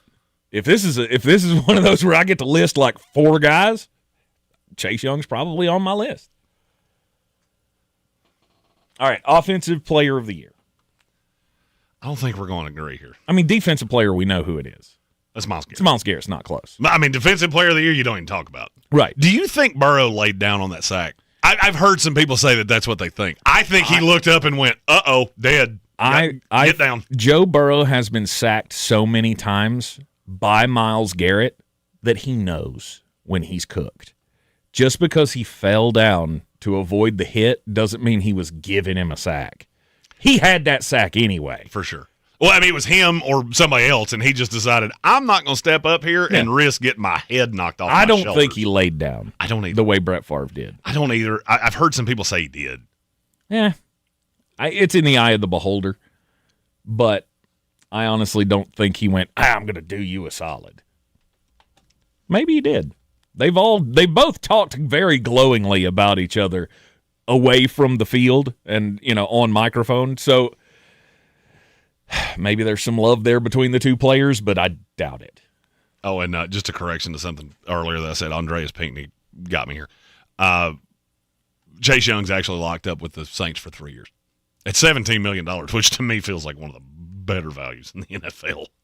I'll be surprised if there's not a restructure or a extension. Yeah. Like, we're going to extend this for 2 more years, and I'm going to get $20 million. He's been largely healthy for 2 years, too. Yeah. I mean, he played all 17 games last year, and he played 12 this year. Yeah. I mean, you got a great value on him, and I don't think they would have expected that much out of him. So, Offensive Player of the Year. Who are you going with? I mean, it's 3-horse race, right? I mean, I think it's Sam Darnold. You can't really go quarterback offensive player of the year. That's the MVP. We've been over this. The offensive player of the year is going to be a running back or a receiver. It almost always is. Over the last 10 years, I think it's been a running back or a receiver every single year. Mm-hmm. For me, it's either Puka Nacua, Christian McCaffrey. And for me, McCaffrey's not really in it for me. I think he will be for other people just because he first one to do several different things. JSN. That's mine. Yeah. That's mine. I think it's Jackson Smith and Jigba. Even though Puka came on and did some special stuff at the end of the year, I think you have to look at the circumstances. If you'd have had the foresight to put money on that at the preseason. What, Jackson Smith and Jigba to win offensive player of the year? Plus 4,000. Wow. He was plus 4,000. I mean, he led the league in receiving. Mm-hmm. I mean, and him and Puka are almost 300 yards out in front of everybody else. I considered George Pickens to a point just solely because the expectation is so different. For me, the tiebreaker was, okay, let's, for me, say that final three was JSN, Puka, and George Pickens. The tiebreaker for me is one of you had CeeDee Lamb, one of you had Devontae Adams. The other one had half a season of Rashid Shaheed and the corpse of Cooper Kupp. I mean, he was that good in a run-balanced offense with really nobody else to take a ton of pressure off of him. And he was just that good. Yeah. It's hard for me to see it being anybody else. Yeah, now that I think about it, you're right. All right, and then MVP. For me, it's Drake May. It's Drake May. May. Mm-hmm. I think it's going to be Matthew Stafford. I'm not saying it should be Matthew Stafford because I get the Drake May argument. But I also think if you use the same logic, right, take Matthew Stafford off of that team, I don't think they'd be that good. Would they be as bad as the Patriots would be without Drake May? No, they would not. But that team still, I don't even know if they'd make the playoffs. Probably in this. That's what voters are going to do when they sit down. Hate the Drake. No, they're going to sit down and they're going to go, which one of these guys is 37 years old and which one's got a chance to win one later? We know that plays into it. Who's got one that's got a chance to win several of them. Right. We know how this goes. You get into that room, and if it's close, they're going to give it to Matt Stafford because he's not ever going to get a chance to win another one. Current odds, top 5. Stafford's minus 145. Okay. Drake May's plus 115. Okay. Trevor Lawrence is 3 at 300 to 1. Mm-hmm. Sam Darnold's 500 to 1, and so is Christian McCaffrey. Yep. It's 2-horse race. And the voters need to decide between the old guy who's never won one or the guy in his second year in the league. See, to me, it's more impressive that it's the guy that's in his second year in the league. Because usually the second year is the hiccup year. It happened to C.J. Stroud, it happened to Jaden Daniels, and Jaden's was because of injury. I get that. Right. But, I mean, I could go deeper than that. Mm-hmm. Most guys in their second year, it's not as good. If the first year was great, yeah. I get it. We have one more Coach of the Year. Oh, Coach of the Year. To me, this is the most interesting one by a lot. I know who the favorite is, but I don't think it's... I'm on Ben Johnson. I would understand Ben Johnson. I would understand Liam Cohen. Mm-hmm. I would understand Mike McDonald.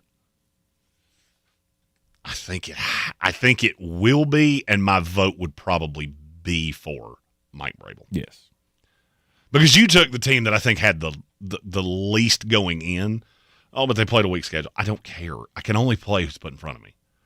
I can't hold that against you in every single argument that we make. Mm-hmm.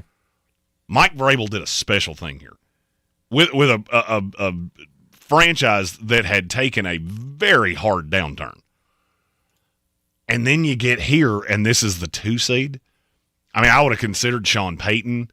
Mike McDonald would probably be my 2. I think Ben would be my 3. And then Liam Cohen's probably my 4. Mm-hmm. Ben Johnson took a team that was completely irrelevant and turned them into the 2 seed.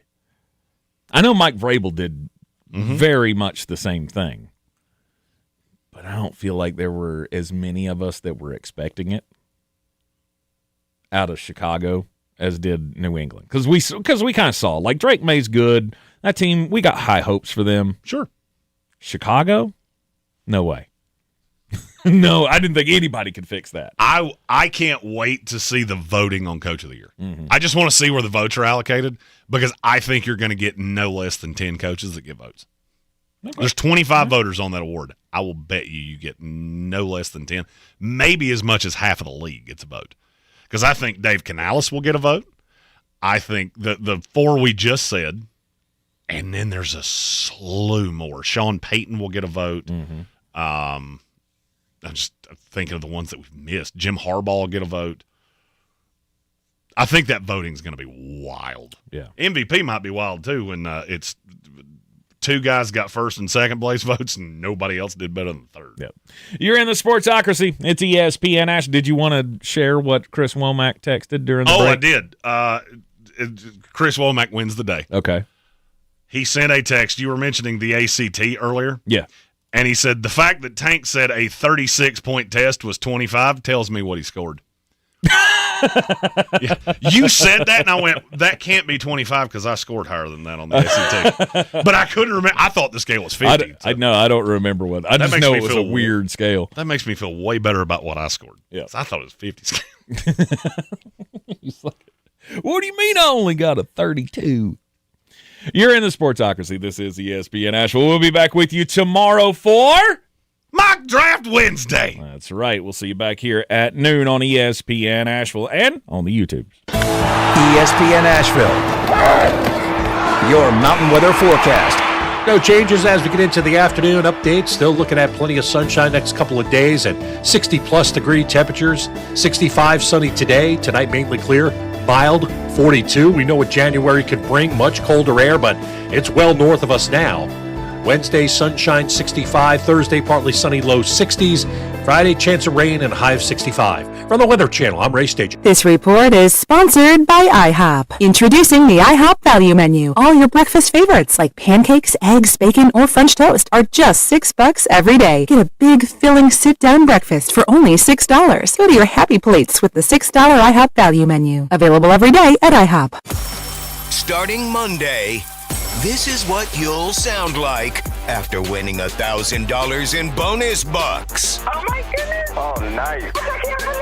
Get ready to win right here. Win $1,000 on ESPN Asheville. Explore a career as a correctional officer. NC Department of Adult Correction is hiring with state benefits and paid vacation. Becoming a correctional officer can be a rewarding first step along a public safety career. Visit dac.nc.gov/cojobs. New year, new smile. 2026 can be the year that you feel more confident every time you smile. Whether you're dreaming of brighter teeth, straighter teeth, or a full smile makeover, Asheville Smiles has got you covered, and now it's even more convenient with 2 locations, Asheville Smiles and Hendersonville Smiles. From veneers and bonding to professional whitening and Invisalign clear aligners, their cosmetic dentistry options are designed to help you look amazing and feel even better. So go ahead and schedule that consultation at AshevilleSmiles.com. World-class dental care with a hometown heart. Dan Scott here, inviting you to check out my new show every Sunday, 8 to 9 a.m. here on ESPN Asheville, where we bring sports and faith together.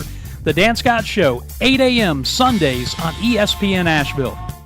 This football season, Bears Smokehouse Barbecue is where the fans feast. Catch every game Thursday, Saturday, Sunday, and Monday on big screens with booming sound, cold drinks, and the best barbecue in town. Bring your crew and tackle the game day grub package. A dozen wings, a pound of pork or chicken, a full rack of ribs, 3 pints of sides, and slider rolls, feeding 4 hungry fans. Whether you're cheering for touchdowns or just here for the ribs, Bears is the ultimate game day destination. Bears Barbecue in downtown Asheville. Your home for football where the fans feast. Now that a new year is here, start 2026 by showing your gratitude. iHeartRadio's Thank a Teacher, powered by Donors Choose, celebrating the incredible impact of public school educators. Nominate an outstanding teacher in your life who's gone above and beyond for their students to be among the winners of $5,000 to stock their classroom. Teachers give their time, money, and hearts to help students succeed. Help us say thank you to the educators shaping our future. Get all the info and nominate a teacher who goes the extra mile today at iHeartRadio.com/teachers.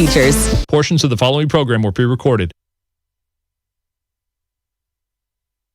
Asheville's #1 sports station, ESPN Asheville, WPEK, W225CJ Fairview, WMXF Waynesville, an iHeart radio station. Guaranteed human. Lead for Carolina. Hall trying to take it away from Allen. Does.